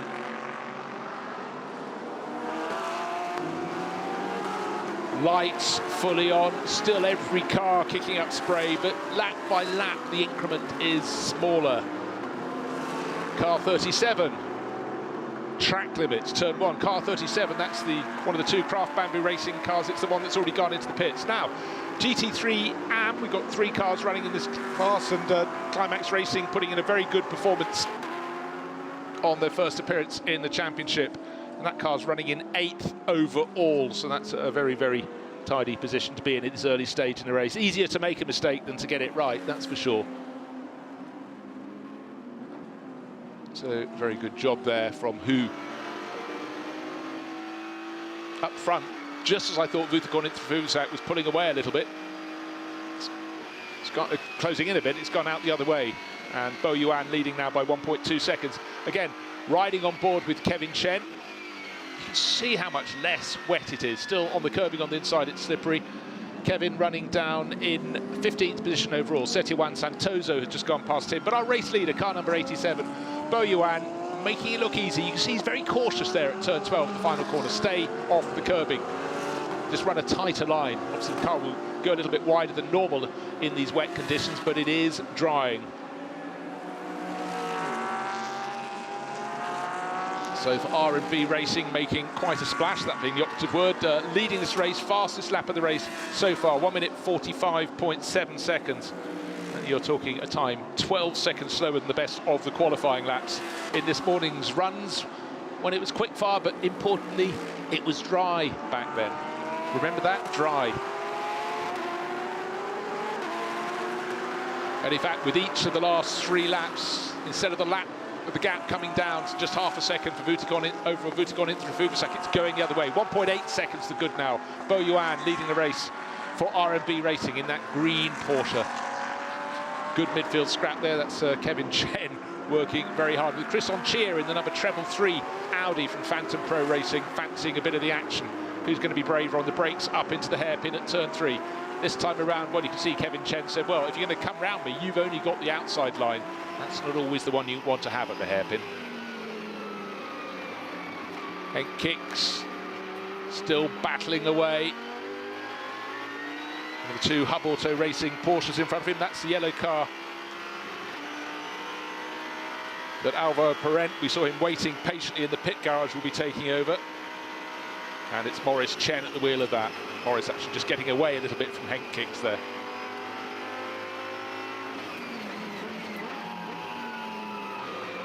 If you just joined the race at this point and looking through the onboard footage, it looks like the track is almost dry. Cut away to an outside image, you can see the track is not dry. And what the drivers can tell you is there are certain points where the streams running across the circuit are not dry, and the curbing on the outside, most notably, is nothing of the sort. Very, very slippery indeed.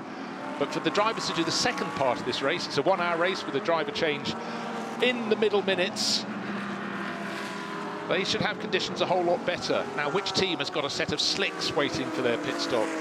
I'll tell you what, if anybody does have 4 slicks waiting when their car comes in for the driver change and a tyre change, they will be holding that pit stop as long as they possibly can until the pit window closes. It's a 10-minute pit window in the middle of the race. And that should be coming up in just under 5 minutes' time, but don't expect a flurry. Quite often that will be held back right to the end in wet conditions. Right, Pro-Am battle for 12th place overall. Phantom Pro Racing from China, GH Team AAI, and both of the BMWs actually, because Junsan Chen is catching up to Kevin Chen, and they're both trying to catch Chris Onchia, with Mikkel Mack, Jens Klingman and Jesse Krohn all waiting to play. More track limits warning coming in. There will be many more of those. A lot of them, it hasn't been intentional, but it's just a circumstance. In fact, it's that yellow Hub Auto Racing Porsche we just saw on our screens a short while ago.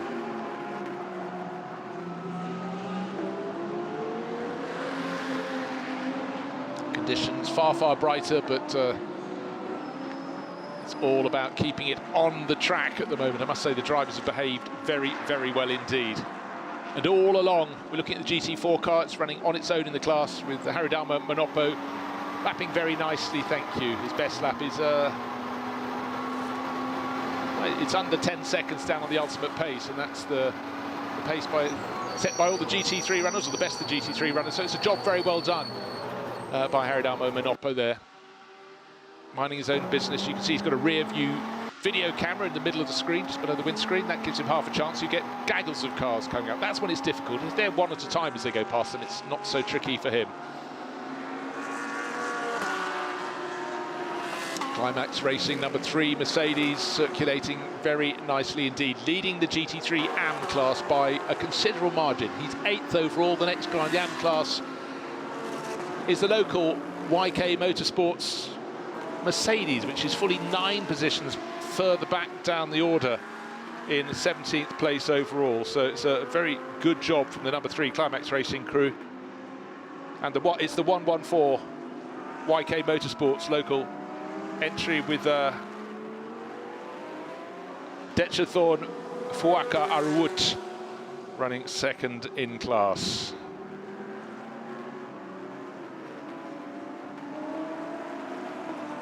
Just keeping an eye on any incoming weather. At the moment, it looks like it's behaving itself. We've got to get through another half hour and a little bit of small change away. Let's call it 40 minutes between friends without rain. That would be quite helpful, but certainly the team will be delaying their pit stop as long as they can, their mandatory pit stop, if they can time it when the track is at its driest, right at the end. Suddenly the pits will become very, very busy indeed, because they want to wait as long as they can to see if it's going to be safe to fit dry weather Pirellis on their cars. The race started most notably on a wet track when nobody would have gone out on anything other than wet weather Pirellis.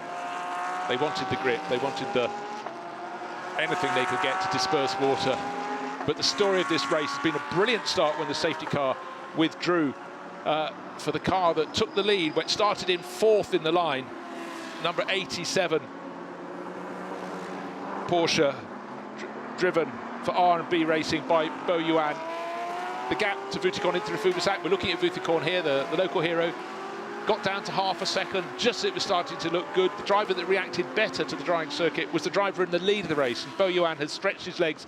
He's now 3.4 seconds to good. He's gained nearly 3 seconds in the past, I would say, 6 laps or so. He's got 12 laps on the board, 3.4 seconds clear. It's a case of what Vuitticon Inter-Fubusak can do, because the co-drivers are waiting to take over. And there's the tall figure of Lucas Stoltz. You can't see a lot through his helmet. He never gets a lot away. And then Frankie Chen Kongfu might be looking at the screen. He may be not, but his car, the number 13 Audi Sport Asia Team Absolute Audi, going off the edge of the circuit there. So, but luckily for his teammate Sun Jingsu rejoining the circuit in the nick of time, but a little bit of momentum was lost there. Now, this is what life is like if you're running a GT4 car in a field of GT3s. The Supra, a very wieldy car, being driven very nicely by Haridama Manopo. Again, importantly, staying off the curbs where possible, because that's where the last of the moisture will hang. Can make you look really rather silly. One person who's not looking silly, and he's eking his way clear with the fastest lap of the race. Buriram has now stretched his advantage over the 911 Porsche to 3.541 seconds. So with every lap, albeit by only a hundredth of a second or so, he's pulling away a little bit more from Vutikonit for Fuvasak, which makes the job that little bit easier for his teammates standing in the pit lane. And it's Liu Yi, Hong Li, who's waiting to take over the 87 R&B Racing Porsche. Looks very fine indeed in its dark metallic green livery. Looks even more fine because it's pulling ever further clear. And another very quick lap has come in from the car just now that's in 6th place overall. We're riding on board with Henk Kicks, but just seen a really quick lap time come in from the other R&B racing car, the sister car to the race leader, and it's Wei Lu. And the first of the pit stops come. Pit window is open for business. So we've got a 10-minute pit window, and the first car to come in was 333. That was from some way down the order, second half of the field. Chris Onchia, he jumps out. And teammate from Denmark, Mikkel Mack, hops on board. And the number 72 Hub Auto Racing Porsche is in the background to put Alvaro Parent in, and it's a balance, because you think, yes, I've got my quicker driver coming second, give him as much track time as possible, or are you thinking I've got to wait another lap or two so we can decide if we're going to go onto slick tyres? And certainly that will be the conversation in the number 87 camp. R&B Racing with their cars 1st and 6th, a really good run for the Chinese team. The green car better placed than the purple car. That's Bo Yuan in the lead of the race. Fastest lap of the race, 1 minute 45.611 seconds. Another half second gained over Vutikorn into Fuvasak.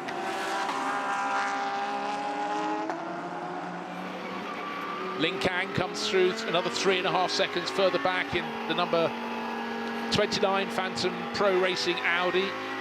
So it's Porsche, Audi, and Abu Bakr Ibrahim, Prince Abu Bakr, started on pole. He's fallen back. He went back to 4th within about a lap.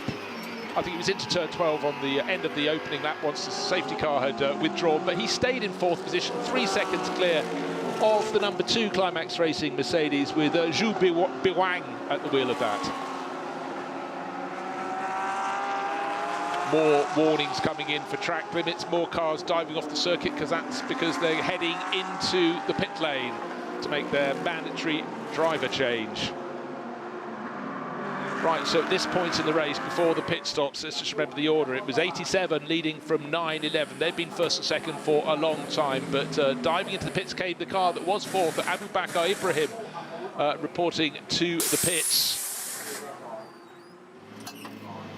So that came in from 4th. Just remember that. Lucas Stoltz very quickly on board. He'll take over the 88 Mercedes. Henk Kicks also heading over to Ishan Pirish. You can see quite a few cars sitting in the pit lane. There is a minimum pit stop time, and number 88 Mercedes sitting there until given the signal, off it goes. So even just putting almost a little bit sideways in the pit lane, eager to get out there.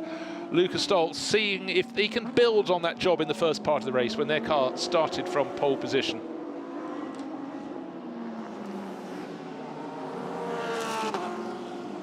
How late will people wait to make their pit stops? Pit window still open for another 6.5 minutes. It's a 10-minute pit window. And we have the sister 888 Mercedes on the grass. Waved yellow flags. And the agonising amount of time it takes to get back onto the circuit. That's Prince Jeffrey Ibrahim. He was running in 10th place, started in 10th, and unfortunately that's going to drop him way down the order. And you know what? That was probably his in-lap. That's one of the real frustrations. It's frustration when it comes at any time, but tricky corner, turn 8. Off he went, but the good news is back on the track, but a fair bit of time was squandered there, unfortunately.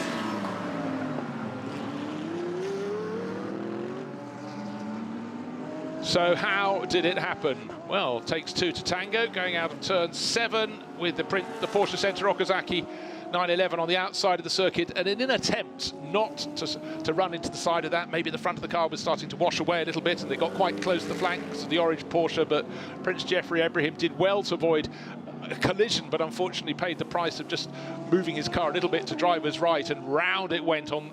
Again, that was a classic example. There he is now back in the pits of the dry line, the racing line being a fine line, but it's just appreciably more slippery when you're off the circuit, off the racing line, and round it went. So that's unfortunately undone what was a pretty good drive there.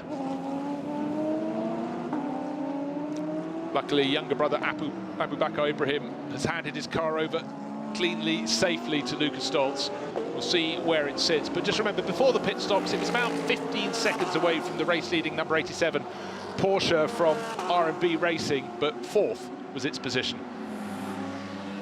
Now, down the pits, lots of driver changing. That's Prince Jeffrey Ibrahim out of the treble 8 Mercedes, and Brock Feeney, young Australian rising star, will take it over.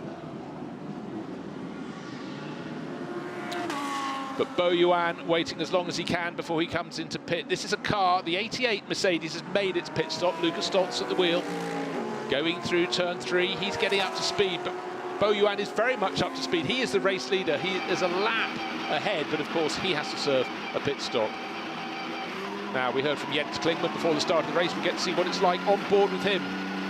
German accelerating on the pit exit road, never easy because it's twisty, keeps on turning to the right, but it's also greasy, much more slippery than the circuit itself, but nothing untoward as he moves his BMW number 15 from GH Team AAI up behind the number 13 Absolute Audi into the hairpin at turn 13. Is there any grip? Well, he's found some, and he's going to go past the BMW, past the Audi, up the inside. Much happier than Frankie Chen Kongfu was forced maybe a little bit wide. Top 6 runners on the lap chart have not made a pit stop as yet. The pit window is still open for another just over 3 minutes. So will the number 87 R&B Racing Porsche that led from very early in this race, after the safety car withdrew, went from 4th to 3rd, 3rd to 2nd, 2nd into the lead, was challenged by Vuthikonin through Fuvasak, but a really very, very impressive run from Bo Yuan. Got out to 3 and a bit seconds clear. And is sitting with advantage. 3.3 seconds he is the good, but of course what we're getting now is drivers up to speed after the pit stops. Now, is anybody out there on slicks? We'll start to tell. Their form, if they are on slicks, it will still be very tricky, but they've still got time aplenty in this race. 27.5 minutes, this 1 hour race to run, and the track will get drier with every single lap. So, in fact, the new fastest lap of the race appears to be coming 1 minute 43.392 seconds from Alvaro Parent, one of the first cars to make a pit stop, the number 72 Hub Auto Racing Porsche. That's yellow of nose and grey of tail, is very quick in the hands of the Portuguese racer. And if these times continue to fall, and they have, because Jesse Krohn has taken over the number 91 GH Team AAI BMW, has put in a 1 minute 41.6. We do have cars out there on slicks. It'll take a while, but these laps are going to go faster and faster with every car that comes over the start-finish line once the drivers who've taken over can get heat in the tyres. So the good news is, not for R&B Racing, not only is their number 87 Porsche leading by 3.3 seconds, a nice tidy margin, but with each lap, the conditions are made absolutely more plain about how they'll be in the closing stages of the race. And it means also the driver on slicks will have fewer laps to complete towards the end. So for Bo Yuan, his teammate Liu Yi Hongli will be standing, probably hopping from foot to foot in the pit garage, and in comes from the lead with what, 3.5 minutes, sorry, what am I talking about, 1 minute 20 seconds remaining on the pit window. Then that will be slammed shut.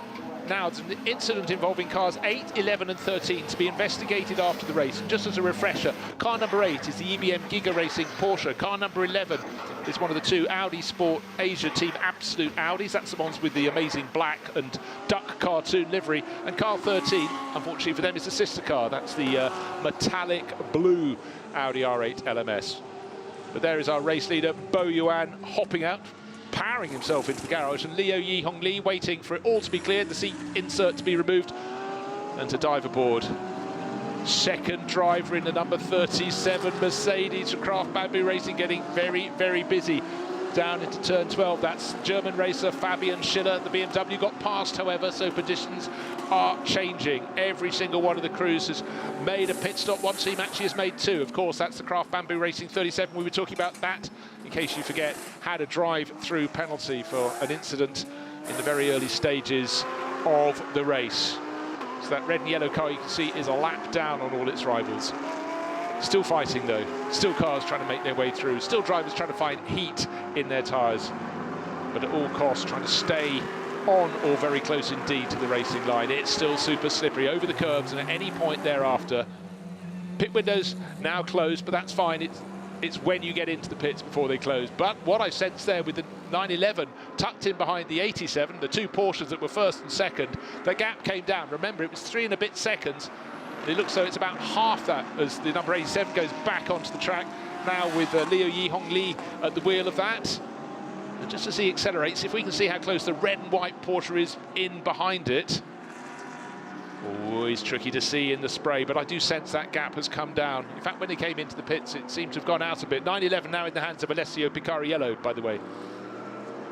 So it's Liu Yihong Li who ought to be in the lead of the race, and there in second place is Alessio Picariello. They pitted from first and second. They pitted much later than some of their rivals, maybe as many as 3 laps after their rivals dived in. It's only a 10-minute pit window for these drivers, but I always felt coming in as late as you possibly can would be a good thing, giving more of a chance for the track to be just a few degrees, if you will, a few percentile drier than it had been if they came in when the pit window opened. So I think it's a good tactic. But even at this point in the circuit, at this point in the race, when you look beyond the outside line of the circuit, a lot of very, very wet puddles out there to greet. But the driver who did the best job in the opening stage of the race went from 4th into the lead of the race, got 3 and a bit seconds clear, is Yuan Bo, and he did a really storming job, and he's down with Amy. Super job. After overtaking, you were dominating, leading your whole stint. How was it? How was the feeling? Yeah, actually, today is wet condition, so yeah, actually our wet condition is not bad because actually we are silver class, so we have like a 35 kilo ballast more. So when the dry condition, we don't have like advantage actually, obviously. But the wet condition is more technique, so actually I push a little bit. So very happy can get the first in my team. Also thanks to the team, thanks to the real mechanics, give me the really good car, let me control quite good at the wet conditions. So yeah, it's wonderful for me. It was wet, but super tricky because at first it was heavy wet and then it kind of started drying out, I feel. And you were pulling with the wet tires until now, and you're back with the slicks. Your teammate is back with the slicks. So what's the strategy towards the end? Yeah, obviously there's no strategy because the condition get dry, so definitely slick tire to push. I hope my teammate can bring at least the podium back, because right now again we are like a silver, so 35 ballast more. So yeah, let's see. But fantastic job, congratulations, and also let's cross our fingers. Thank you very much. Well, it really was a fabulous job from Bo Yuan. I just need to clarify something. Just as we went to that interview, I suddenly realised the car that pitted first, the 88 car, remember it was brought in from 4th place. Well, that was the right tactic, because that's now leading the race by 7 seconds, I think. New fastest lap of the race. The driver at the wheel of the 88 888 Mercedes, that is Lucas Stoltz. He's adapted super quickly, as a pro driver should, on the Mercedes books, to the changing circumstances. He's got his slicks up to temperature, just put in the fastest lap of the race, 1 minute 37.0 seconds, still off the qualifying pace, but that was on a properly dry track. This is impressive lapping from Lucas Stoltz. So for Prince Abu Bakr down there in the 888 Mercedes garage, he'll be thinking, hey, this is very good. We got the tactics right. I did my job in the first stint of the race. But now looking as though, if you just came to the screen now, you thought it's just a dry day at Chang International Circuit. There is our race leader in the background. The headlights, the two Porsches that were first and second, are now second and third. So R&B Racing Porsche in second place. That's car 87, Leo Yi-Hong Lee, and behind him, Alessio Picariello, the Belgian racer, is in third place. 9.5 seconds covers the first three. They've got a 6, nearly 7-second margin over the 2018 Asian champion, which is Dennis Lind, and the Dane. Let's keep an eye on him in that number 2 Climax Racing Mercedes to see if he can close in. But right now, 888 got their tactics bang on. I was convinced the crews that came in last in the pit window had it bang on. But that was notwithstanding the speed with which Lucas Stoltz just adapted to the conditions as they dried on the set of slick tyres, got them up to temperature, and is pressing on. He's pulling clear. This is a masterstroke for the crew that put their car on pole position. Every single driver pretty much out on the circuit, with the exception at the moment of car number 29, Cao Qi. Are really picking up the pace, but in fact, as soon as he gets his tyres up to temperature, then we'll see everybody getting close to the qualifying times in the dry. Lucas Stoltz almost proves that point. 1 minute 36.3 seconds, going faster and faster. He's nearly 10 seconds clear in the number 88 car, the Mercedes, one of the 2 Mercedes. The number 3 Mercedes running very nicely at the moment, down and around the middle order. Is that still leading? Yes, it's still leading the GT3 AM class. So for Climax Racing, they're making quite a splash. Bian Yi doing a good job there, just ahead of the Craft Bamboo Racing Mercedes. Can I just report one other thing? I just saw a flash of lightning in the far distance. I think the storm hopefully will go around the circuit. 1 a day is quite enough. But good to see the 2 Chinese crew there. Well, 1 from Hong Kong, that's the red and yellow Craft Bamboo Mercedes giving chase to the all-blue car, or blue and black car of Climax Racing. Great to have Climax on board. Because of travel restrictions, the Chinese teams couldn't come and play last year. They did, though, race as much as they could in the Chinese Endurance Series, so it's not as though they were sitting on their hands, but great to have them back in the melting pot of Fanatec GT World Challenge Asia. Now, Ishan Pires was looking very tidy in qualifying today. That was in the dry. Now he's pressing on in number 26, the Be Quick Racing Audi, chasing after Frankie Cheng Kong Fu. When Frankie came out of the pits, I sensed he wasn't getting up to speed as fast as he normally would, so I'm not sure if they've got something of the setup wrong on the number 13 Audi.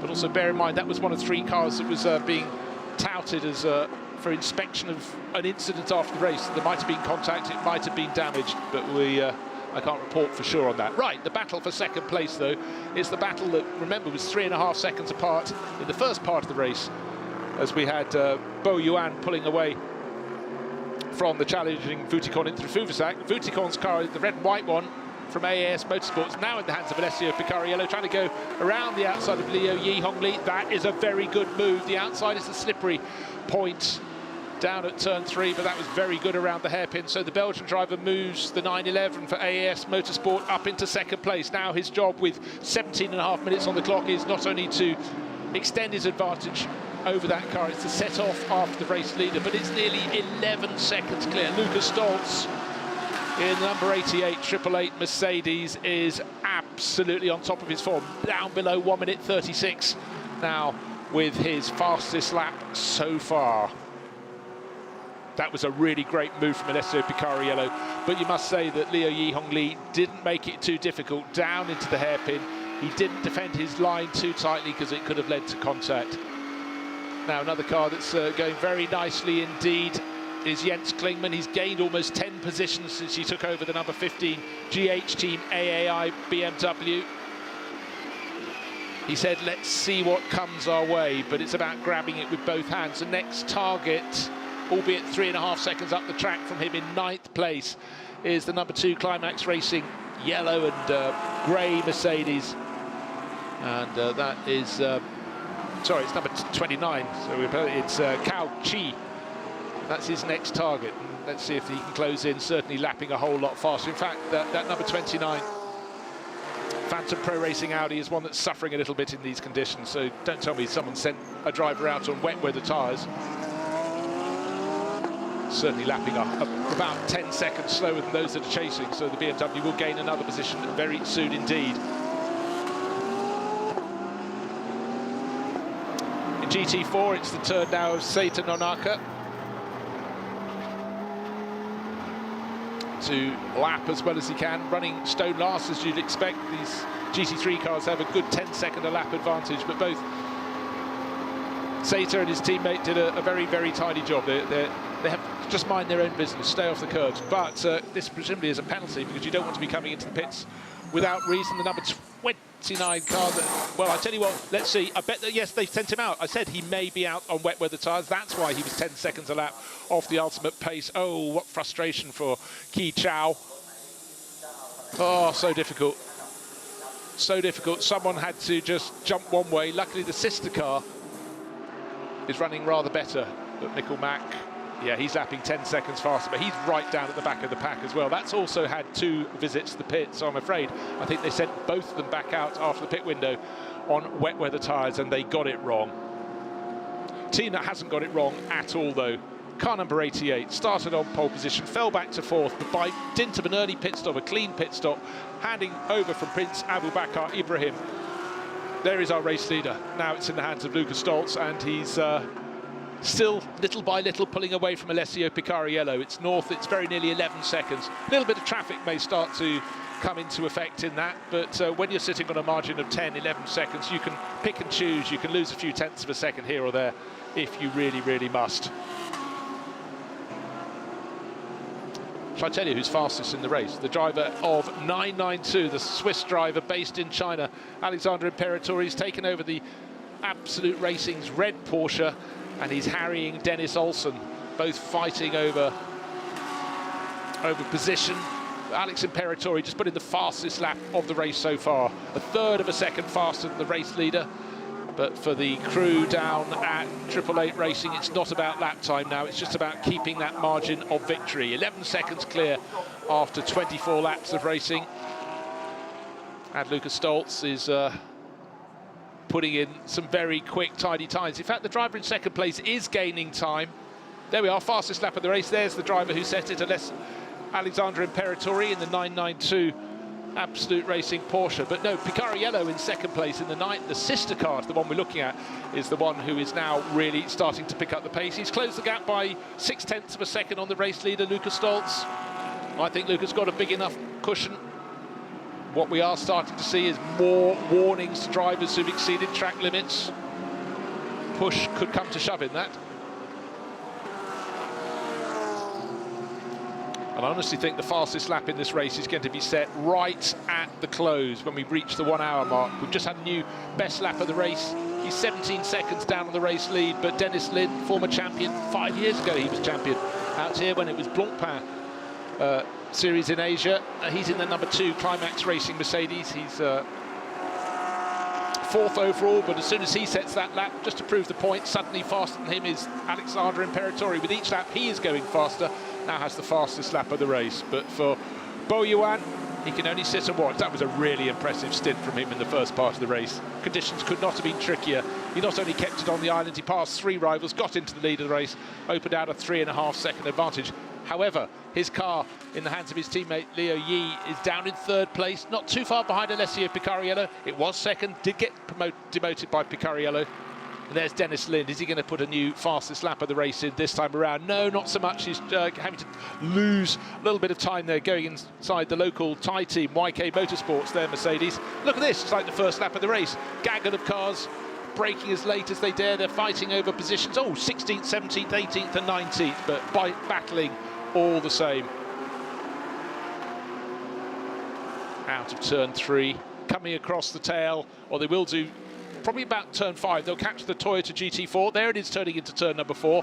The gaggle of cars with the blue Porsche up the inside, holding on. The Climax Racing Mercedes getting a little bit shuffled out of the pack there.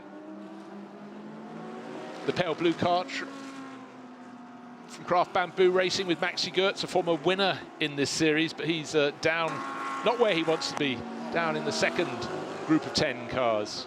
That's number 77. It's not been a dream race for them because the sister car, number 37, had that drive-through penalty, but that's gone very well, actually. That's risen back up the order in the hands of Fabian Schiller.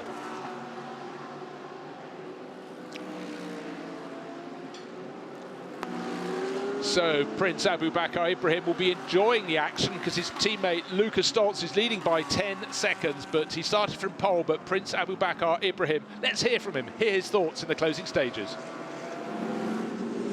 Prince Abu Bakr, I'm sorry I keep you away from the screen. I know you want to be watching. So Luca Stolz is 10 seconds ahead of everybody, looking quite good. You did a fantastic job. How do you feel right now? Yeah, it feels good. I have a strong teammate. We're having a good pace overall, and fingers crossed we'll finish on top as well. Your stint was quite tricky as well. You know, we started with quite heavy wet, and then it kind of gradually changed into light, and then slick tires. How was the trickiness for you? Yeah, I mean, I don't have much experience in the rain, but all the other AMs has plenty of experience, so I just let them go and do my own thing. Okay. So the strategy for the next 10 minutes, what would you say? Hang on for dear life. Okay, let's cross our fingers. Thank you. 10 minutes can be a very, very long time, but by dint of that early pit stop and a very solid job from Prince Abu Bakr Ibrahim, the driver out there with the Mercedes with the bouncing bonnet there, you can just see Luca Stolz not taking risks. His 10-second margin has gone down to 9.9 seconds. He's got this race under control. He can afford, with that buffer, to keep clear of the traffic, choose his minutes, his moments, when to go past. And for the chasing drivers, that is Alessio Picariello in the number 911 Absolute Racing Porsche, and still to an extent Liu Yihong Li in the car that led the first half of the race in the hands of Bo Yuan. That is the number 87 R&B Racing Porsche. They're still in with a shout, but is it only going to be a podium? Let's wait and find out. But I think the hard yards have been done. And the inspired pit stop sequence there for 888 JMR came in from 4th place, resumed in the lead of the race by dint of stopping earlier than their leading rivals. And one does wonder if the 888 Mercedes was planning to come in when that went for a loop in the hands of Prince Jeffrey Ibrahim. That's dropped it down the order. It's outside the top 10, but Brock Feeney is going very well indeed. He's chasing after Fabian Schiller. Bear in mind that Schiller's car, the number 37 Craft Bamboo Racing Mercedes, served a drive-through penalty and yet is still just outside the top 10. That's been a good run from Anthony Liu, who came in and served the penalty, and now from Fabian Schiller as he picks his way up the order. But who's fastest? Well, it's not the race leader, it's not second, it's not third, it's the driver in 4th place, Dennis Lin, the number 2 Climax Racing Mercedes, up in 4th place, 1 minute 35.163 seconds. He's starting to close on Liu Yihong Li. There is Liu Yi. 3rd place, the car that went from 4th to 1st in the first half of the race in the hands of Bo Yuan. He's not just going to be seeing how close he can get to Alessio Picariello. What's the gap between them? 3.5 seconds between 2nd, 3rd. He's suddenly going to have Dennis Lin getting closer and closer behind him in that Climax Racing Mercedes. And that, with the yellow flashes on its wing, is going to be getting larger in his mirrors. That's not what you want, not just someone catching you, but someone distracting you. Right now, riding on board with Ishan Piris, he's in behind Frankie Cheng Kong Fu. They're fighting over 14th position, but Ishan, well, let's hope they can do some more races later in the season. Probably going to do the round at Sepang that will close the season out, rather than being the season opener, as it has been in the past. Certainly good to have that Audi crew from Be Quick Racing here this weekend. Right, here's the battle for 3rd and 4th positions. Or more to the point, the battle for 3rd. Who wants to fight for 4th? It's the number 2 Mercedes, Dennis Lind, catching, but the clock is not his friend. 7 minutes remain before an hour is up. But at this moment, it looks though Luca Stolz, he is being matched almost to the thousandths of a second. He's just sitting on a 10-second margin over Alessio Picariello. But this battle for 3rd and 4th positions, will R&B Racing hang on? Will Liu Yi stay there, or will Dennis Lind, the bearded Dane, not only catch him, but find a way to pass him? That's the question in the closing laps. And another new fastest lap of the race. Not just fast, but consistently fast is Dennis Lind. He's now 1.4 seconds back from this green R&B Racing Porsche. Down into turn 3 they go. So again, it's great news to have some Chinese teams joining us this year, and here are 2 of their cars fighting over 3rd and 4th positions. So they've taken it like a duck to water, and today we most certainly offered them plenty of water on which to show their form and style.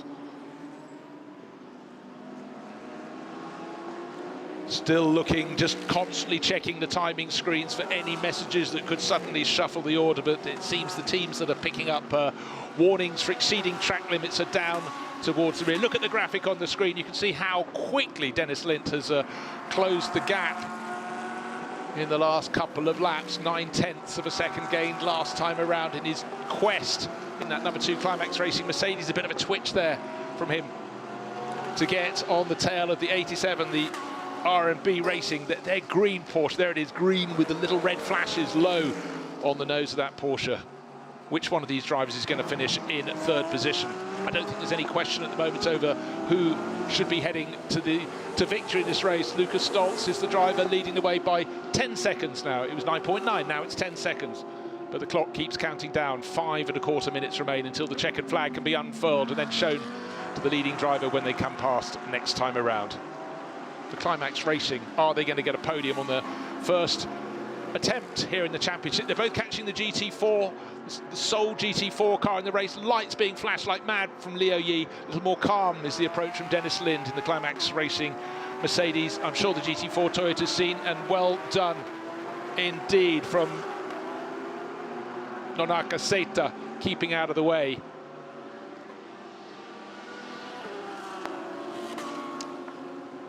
Track limits warning car 888. That's Brock Feeney at the wheel now. The corner at which they offend is turn 8, the very tricky first part of the right-hander in the back of the infield of the circuit. And 992, which is Alexander Imperatori, running in 6th place overall. He's quite some distance back from Dennis Olsen, who's also in a Porsche. That's number 4 from R&B Racing. But has to be careful because we've seen drive-through penalty early in the race. Alvaro Parent getting closer and closer to Bian Yi, who's up ahead of him. That's the sister Mercedes from Climax Racing. So that's down towards the tail of the order, but the driver who's really making the team proud, that is the GT3 AM leader, mind, in fairness. So Climax Racing heading for victory in GT3 AM. And also, possibly, but the clock is not counting their way, under 4 minutes to go, and their better placed car is 4th overall. And a little bit bottled up, a 1/4 of a second off Leo Yi Hongli, but leading the AM class and doing a very, very good job is the number 3 car, clear by 24 seconds over next in line, which is Ben Porter, the AMAC Motorsport Porsche, 2nd in GT3 AM. And the 3rd car in that class is the Thai team, YK Motorsports, and it's Passarit Promsombat, who's running 3rd and last in the GT3 AM class. But right now, closing stages, track, certainly something the drivers would have opted for early on. Let's ride again with Ishan Piris, the driver from Sri Lanka, sharing the Be Quick Racing Audi. He's put on a good performance. He's tucked in behind Frankie Cheng for Kung Fu, but not just tucked in behind him, staying with him, and that's a real feather in his cap. Oh, Frankie Cheng, Kung Fu, that car has just not looked nice today. It's looked really rough, and certainly to find Frankie down in 14th position just shows that it's possibly not quite as friendly in setup as some of the rivals. But this is the battle of the race. Not for victory, it's the battle for 3rd place. Leo Yi Hongli, R&B Racing Porsche, sitting across the nose of the number 2 Climax Racing Mercedes. It's been driven very hard by Dennis Lind, but the clock is counting down. I think opportunities are going, and the most likely overtaking spot is into turn 3. And you know what? I think that's very large in the mind of Leo Yi. Blocks the inside line at turn 12. That's legitimate. Might have to watch exceeding track limits. Oh, looks like the underside of the rear of that car looks like a trailer at the back is a little bit loose. Maybe he just hit the curbing and it got the vibrations going. So just keep an eye under the back. Oh, the splitter at the back has obviously been contact. That's loosened. That won't be great. That'll certainly put that seed of doubt into the driver's mind. But then, that said, that car in 3rd place, the 87 R&B Racing Porsche, actually did its best first timing sector of the lap last time around, running a little bit wide. If there's half a chance, scintilla of opportunity, you can be sure Dennis Lind, the Dane in the number 2 Climax Racing Mercedes, will pounce. But for the driver of the 3rd place Porsche from R&B Racing, for Leo Yi, these are tense moments, not just because he's got a driver right under his rear wing, but also because he's going to be getting a lot of nasty sound from the back of the car. Whether it's affecting the aerodynamics, it's hard to debate. For the final few laps, I'm sure it won't make that much of a difference, but if it was a longer race, you'd really want to come in and have that. Well, he might have to be flagged in because bits are about to start falling off the back of that car. There may well yet be a black and orange warning flag for him, and for Dennis Lind, he wants the moment now. If there wasn't contact before, I think there was a little bit more. Maybe Dennis was trying to help remove that errant bit of bodywork. Certainly is dragging. I'll tell you what's not dragging. The race is not dragging. We're into the final minute of this 1 hour race, the first of 2 here to open the 2023 Fanatec GT World Challenge Asia. And leading it is Lucas Stoltz, chewing his nails, no doubt, in the pit garage at 888 JMR is Prince Abu Bakr Ibrahim. He did the hard work. He put it on pole position. The team played its part, and that bodywork is about to come flying up very, very soon indeed. Don't worry, Dennis Lind is fully aware of it. But now we will be on to the final lap of the race. This pair, 16 seconds, 17 seconds down on the race leader. It matters not. They're scrapping over 3rd place, but Lucas Stoltz no longer scrapping. He's heading, he's cruising to victory in the number 88 Mercedes.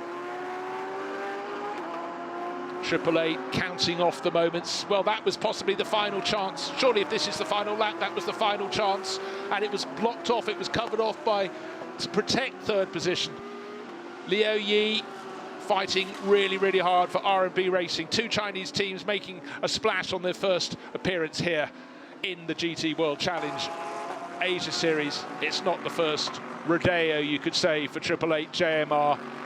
And Lucas Stoltz, understated in appearance, overstated in appearances of his driving performance. Super smooth wherever he goes, whether it's the Nürburgring, Nordschleife, here, Bathurst, you put him anywhere. He's quick, he's stylish, and he's about to deliver for 888 JMR. They came here with high hopes. The weather might have floated their hopes, but right now it was about getting the conditions right. 12 turns on the track, that is turn number 12, and at the close there is the checkered flag.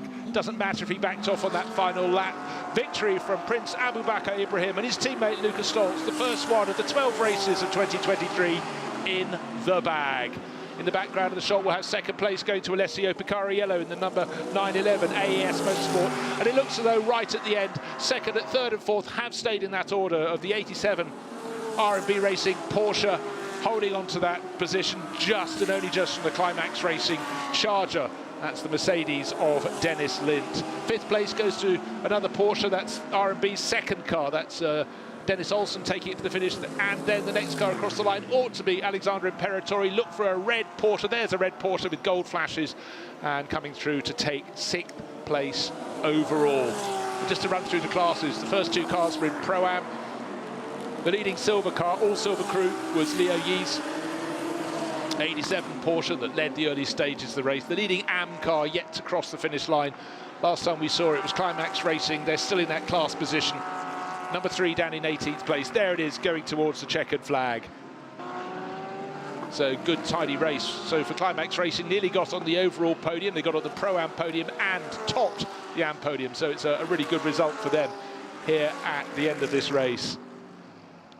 And I must say, for all drivers concerned, it would be easier to fall off the track and stay on it, but in very tricky conditions after the delayed start, 1 hour behind schedule.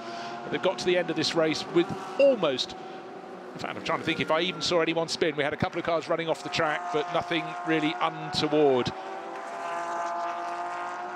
So, good job all round. And GT4, well, you can guess the winners of that. It was car 39, led from the start. Toyota Gazoo Racing Indonesia, started by Haridama Manopu, riding on board with his teammate, bringing it home to the finish. Noanaka Seita, Japanese racer, sharing with the Indonesian. And they get bragging rights. They will be joined by much more competition next time out at Fuji, but of course we've got another race tomorrow, the 2nd race here at the opening round. But the opening race belongs to the 88 crew. Prince Abu Bakr Ibrahim and his teammate Lucas Stoltz, tall German, who's just bringing that to a halt out on the circuit, because of course the podium is out just beyond the track. It's on the infield, on the opposite side from the main grandstand. There is the archway, again, with precision, with excellent.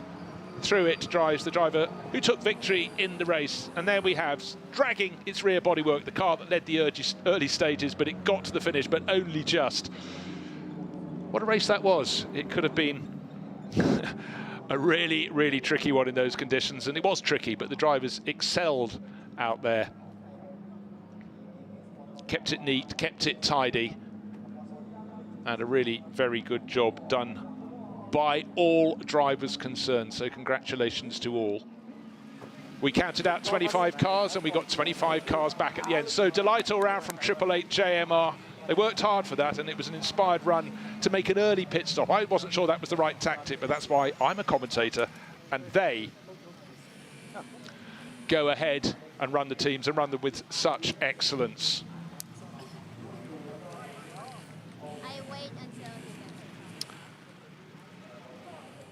So for Prince Abu Bakr Ibrahim and Lucas Stoltz, just the 11 races to go now to the end of the championship. But what a brilliant start here at the Chang International Circuit. The race was delayed, but once it got underway, they were on tiptoes and performed excellently, and their team clearly got the tactics absolutely right to get the driver out as soon as possible on slick. So for Roland Dane and the gang, that was a job very, very well done. Fastest lap of the race, let's give credit to Dennis Lind, ended up third in the Prime class, fourth overall for Climax Racing in that number 2 Mercedes. Well, plenty to talk out through in the aftermath of this race, but acknowledging victory there, Abu Bakr Ibrahim, and alongside the Prince, Lucas Stoltz. And Amy will be down there to hear their words when the photographers have got those winning photos. The track is dry now. It certainly wasn't dry when they set off, so really good job from all concerned. But victory today to the number 88 JMR Mercedes, run by 888 Racing. Good job in very tricky conditions. But let's go down and hear the winning interview. Here I have the winners of the opening race of the season. Congratulations, car number 88 888, Prince Abu Bakr and Lucas Stoltz. Congratulations. Thank you. Perfect job. So, Prince Abu Bakr, again, you had pole position. He brought it back home, pole to win. Amazing day for you, isn't it? Yeah, it's an amazing day, my first win. Yeah, looking forward for more. And Luca, it was quite hot in the car, I guess, but he brought the car back in a very tricky condition, and you brought it back here to a win. How do you feel? Yeah, first congrats to the pole position, really nice. And then you see how quick the weather conditions change here. So it was a lot of fun. It was a big challenge also for the 888 guys. Thanks to them, they did the perfect move because I already could switch on the tire and the outlap, and yeah, just perfect day, I guess. Congratulations. So Prince Abu Bakr, from next round, we will be in Japan for 4 consecutive races. What are you looking forward to? I think we'll just treat it one race at a time and see what we get there. Okay, thank you very much, and congratulations again. Thank you. Back to you. What a great job there. Conditions are dry now, but it certainly wasn't dry at the start of the race. Let's refresh our memories. Let's take a look at the highlights. The flags were waving, the grid was forming, and then the rain came down. The cars were just about to be released for the start of the race when it was declared wet, and that certainly was very tricky. Here are the cars lined up, ready to take the start of the race. Then it was delayed, but finally the safety car came in an hour after we'd planned to go racing, and Prince Abu Bakr Ibrahim leading away, tucked in behind the red and white Porsche of Vutikon Interfuvasak, but the one making the moves, not the red Porsche diving up the inside, was the green one from R&B Racing with Bo Yuan going around the outside. Fourth became third, and third was soon to become second. Prince Abu Bakr Ibrahim leading the way, the only driver not to have spray in his face, and that was very, very important indeed. Round they went, just trying to assess another place about to be gained from Bo Yuan. He certainly was pressing on the Chinese driver from R&B Racing. Then he took the lead of the race. Prince Abu Bakr Ibrahim losing out to these 2 Porsches with Vutikon Interfuvasak pushing very hard indeed. And one of the 2 Phantom Pro Racing Audis in the mix at this stage. But the story of the first part of the race was this duo pulling clear of the best of the rest. For those behind, just before the pit stop started, that was Prince Jeffrey Ibrahim, so contrasting fortunes for the Princes of Johor, but leaving it as late as possible. Looked as though it was the right tactics for Bo Yuan, handing over to teammate Liu Yi, but the earlier pit stop from the number 88 Mercedes proved to be the one to have because they had a driver of the caliber of Lucas Stoltz, who was able to get those slick tyres working very well indeed. The number 3 Mercedes was pressing on hard and leading the AM class in the first half of the race and again after the pit stops. And then it was nip and tuck out on the circuit. This is the battle with the 3rd and 4th place cars. It was the Climax Racing number 2 Mercedes that was pushing hard. You can see there had been contact with the rear of the R&B Racing Porsche, but through to the end of the race, it was Lucas Stoltz building on the excellent start of Prince Abu Bakr Ibrahim down to the final corner, turn 12. The hour is up, the track is dry, it was wet at the start, but between them, what an excellent first win to open their series account. Delight for 888 JMR. That was a brilliant start, and for the other crews that picked up points, well done to them as well. And they're coming to a halt just ahead of the podium are our top 3 finishers. Smiles around from Prince Abu Bakr Ibrahim and from Lucas Stoltz. As the track is brushed dry, let's refresh our memory. The results, here we have it. Abu Bakr Ibrahim and Lucas Stoltz, first place for 888 JMR. In the end, they were 9 seconds clear of Vutikon in Trafuvacak and Alessio Picariello, who got onto the track in 3rd position, got ahead of Liu Yihong Li to take 2nd overall for AAS Motorsport. So it was Mercedes from Porsche in 3rd place, the leading silver combination of Bo Yuan, who took the lead, and Liu Yi, who brought it home. Climax Racing, they'll get on the Pro-Am podium in 4th place overall, with Dennis Lint pushing so hard to try and take 3rd, couldn't quite do it. And R&B Racing, what a result for them. They also took 4th place to add to their 3rd, with Dennis Olsen pressing on in the closing stages of the race. And 992, they had a spin in the race, but Alex Imperatori was very quick closing in towards the end of the 1 hour. Yuta Kamamura and Hiroaki Nagai kept out of trouble and took 7th place. And going down to the tail of the top 10, Andrew Harrianto ended up as the top Audi driver for car number 11, along with his teammate James Yu Kwai. 9th place, Jens Klingman, building on the work of Kevin Chen to be the top BMW driver. And Anthony Liu and Fabian Schiller, their car did incredibly well to get up to 10th place by the end, because it had a drive-through penalty. So those are the results, but bragging rights to Prince Abu Bakr Ibrahim and his teammate Lucas Stoltz. And they took victory, the first victory of the 12 races of 2023. So waiting for the podium ceremony, and it's going to be busy up there. Plenty of ceremonies to enjoy here. We'll have the outright podium, then we'll have the Pro-Am podium, then this is all in GT3 class, then the GT3 Am, and then the GT4 victor will take to the stands. We welcome with applause on 3rd place, car number 87, Bo Yuan Liu Yi. So up in 3rd place to great applause there, no doubt from the R&B Racing crew. Bo Yuan and Liu Yi, who was so doughty in defence at the end of the race. 2nd place overall, Vutikon in Trafuvacak and Alessio Picariello. So the hometown hero, the Thai racer, not quite getting the top step, but the top step, as we know, belongs to Prince Abu Bakr Ibrahim and to Lucas Stoltz. They take the first win of 2023.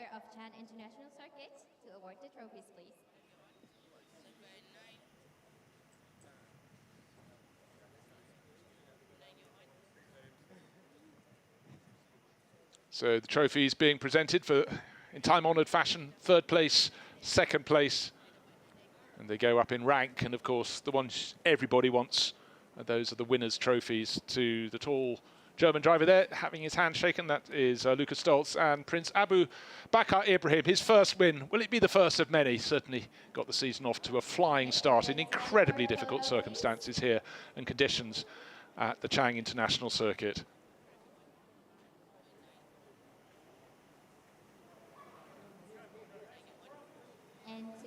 This is the overall trophy, overall podium there, with the crew on the right-hand side running in the all-silver class. But it was a Pro-Am 1st and 2nd. And you see the champagne in front of you, I guess. And now I guess the drivers can breathe out. The corks will come off the bottle, and Vutikon in Trafuvacak looks like he may win that race. No, Alessio Picariello 1st and fastest with the champagne. And again, congratulations. So congratulations to top 3 finishers here in the first of 2 races at the Chang International Circuit. And to the strains of the champagne music as the spray is out there. A really good job done by all the crews in the race, but the top 3 finishers, they get a special accolade. Job beautifully done. Everybody, one more time, please. A big applause to the winners of today's race.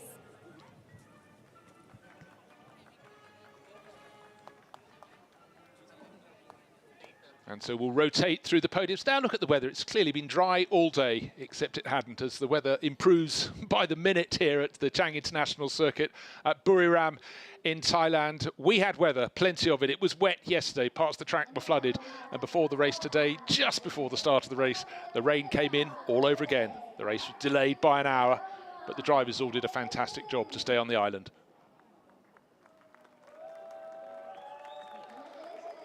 So applause rings out around the podium as we welcome the crew that finished 4th overall. Dennis Lint closer to us, the number 2 Climax Racing crew, and smiles around from Zhu Bihuang as well in the background. We've seen these drivers before. Vujigon Intrafuvazak, 2nd in the Pro-Am class, 2nd overall, and Alessio Picariello.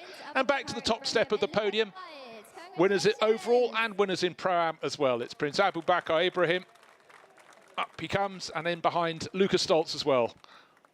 First overall, first in Pro-Am. Managing Director of Chan International Circuit to award the trophies, please.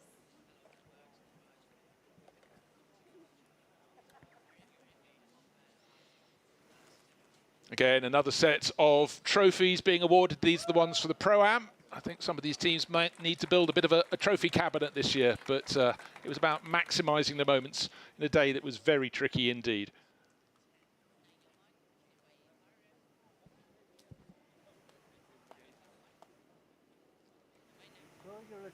Congratulations. So just to reiterate, these are the drivers that finished 1st, 2nd and 4th, but that made them 1st, 2nd and 3rd in the GT3 Pro-Am class. And also to the media in the back. So again, they know the routine by now. Smile for the cameras, hold the trophies aloft. Thank you very much. And once again, you have it in front of you. And a second chance to spray the champagne, but you know, some drivers at this point think their overalls probably smell quite sweet enough. So out rings the music, and next up we will have the 3rd of the podium ceremonies, which will be for GT3 Am. And for the Climax Racing crew, that will be their second chance to see drivers up on the podium. And look at the track now, still slightly dark on the outer lines, but a dry line all the way around the circuit. And it's almost as if we didn't have rain here today, but we certainly had rain. That's why we ended up starting an hour after the planned start time at 4:30 instead of 3:30. But for those that stepped up onto the podium, they don't mind at all.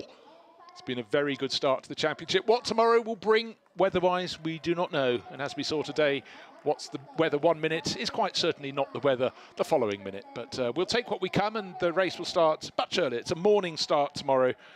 And maybe that will bring different weathers. Right, out onto the podium. We've already got the crew that finished 3rd in the Am class and the crew that finished 2nd. I'll give their names in a second, but the winners for Climax Racing stepping out, Hu Yuki and Bian Yi in 2nd place with the orange overalls from AMAC Motorsport. That's Andrew McPherson and Ben Porter. And 3rd place, a Thai crew, YK Motorsports, BBR by Sonoko, Pasarit Promsombat and Dechathorn Fuakaruat. And they are the 3 crews in Am in 1st, 2nd and 3rd positions, with the trophies being handed out accordingly. So job very well done for the trios. Congratulations. Good to see the smiles up on the podium. Of course, it's a multi-layered championship, and each of the class equally important, fighting their own battles. And at the end, victory in class went by a tidy margin for the number 3 Mercedes crew from Climax Racing, from Hu Yuki and Bian Yi. Thank you very much. Please take the champagne into your hands.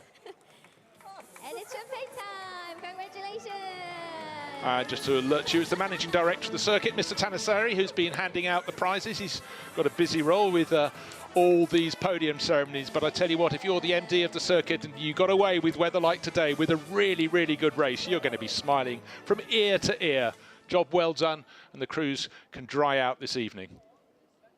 And there, as if to tease us, we may have sunshine before the sun sets this evening. So again, changeable weather, tropical weather here at the Chang International Circuit. but it's been a really good day. It could have gone the other way entirely. The lakes in the middle of the circuit have been topped up, but the track drying because, of course, it's hot, it's humid, but it's no longer raining, which is very good news indeed.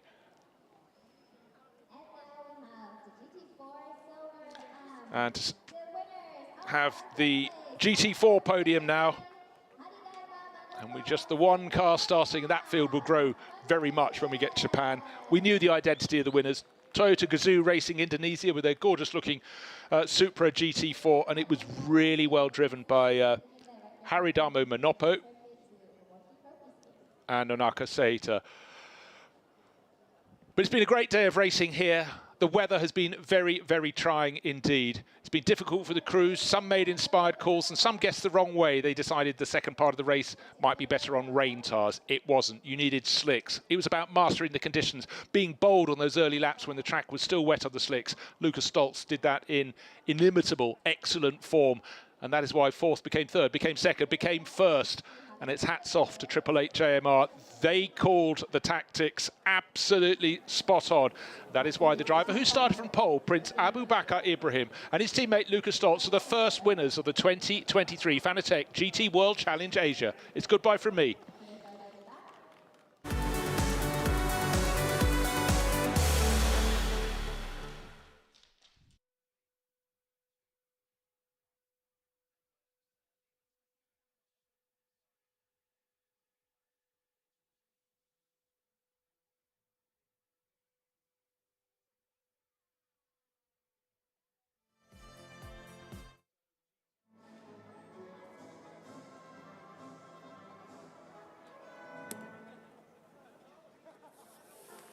Everybody, a big applause. And the GT4 podium.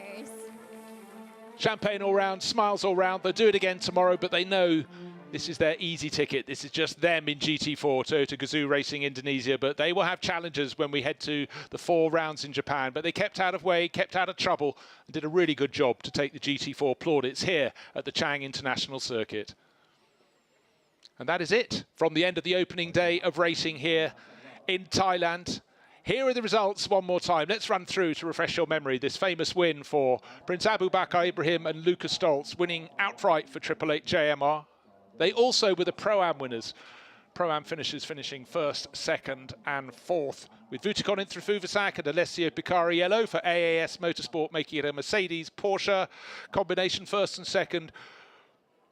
Yuan Bo and Leo Yi finishing in R&B Racing's silver class, winning Porsche. That led the race for the first half. And Climax Racing, another of the new, to us, teams from China, taking fourth overall. Dennis Lint bringing it home after Zhu Biwang started the race. Fifth place, the second of the R&B Racing Porsches. That's number 4. Wei Lu and Dennis Olsen. Jinlong Bao and Alexander Imperatori in their Absolute Racing number 992 Porsche, taking 6th place. Yuta Kamimura, Hiroaki Nagai, very talented and well-balanced driver lineup, taking 7th overall for Porsche Center Okazaki. 8th place, the top Audi finisher, Andrew Haryanto and James Yu Kwai, Audi Sport Asia Team Absolute. And from way down about 20th position, Jens Klingman built on the work of Kevin Chen and took a top 10 position, 9th overall for GH Team AAI in one of their 2 BMWs. And Craft Bamboo Racing, number 37 Mercedes, Anthony Liu and Fabian Schiller. There was a drive-through penalty as well, so they sucked that up and still got into the top 10, just ahead of Brock Feeney, who took over from Prince Jeffrey Ibrahim, who had that little moment just coming out of turn 7 that dropped them out of the top 10. They'll be in the top 10 next time around, I'd reckon, in the 888 Mercedes from 888 JMR. Reid Harker, Setiawan Santoso taking 12th place. Then Uchiyama and Kondo for NK Racing. Brilliant run to 13th. They only received their car for the first time on Wednesday night. They kept clear of the trouble, and they finished just ahead of Ishan Piris and Henk Kicks in the Be Quick Absolute Racing Audi. Frankie Chen and Jingzhu Sun, I think we'll see more from them tomorrow. The number 13 Audi, certainly expect that to be closer, if not in the top 10. Then Maxi Gertz and Jeffrey Lee in the number 77. That was the pale blue Craft Bamboo Racing Mercedes. They took 16th. And then Lee and Yasuoka, the Hub Auto Racing with JT at 2-0. Good run from them. That was their first run in GT3. They're GT3 reigning champions. So they've stepped up and kept out of trouble. And then Climax Racing, let's complete the top 20 here. Hu and Yi, they were the AM champions. And ahead of Ben Porter and Andrew McPherson, and GT4, the victors, the only car in the class, but they drove really very well indeed for Toyota Gazoo Racing Indonesia. And that was that from the first of 2 days here at Chang International Circuit. Do join us tomorrow. Our race will kick off local time at 11 o'clock. That's all from me, Bruce Jones.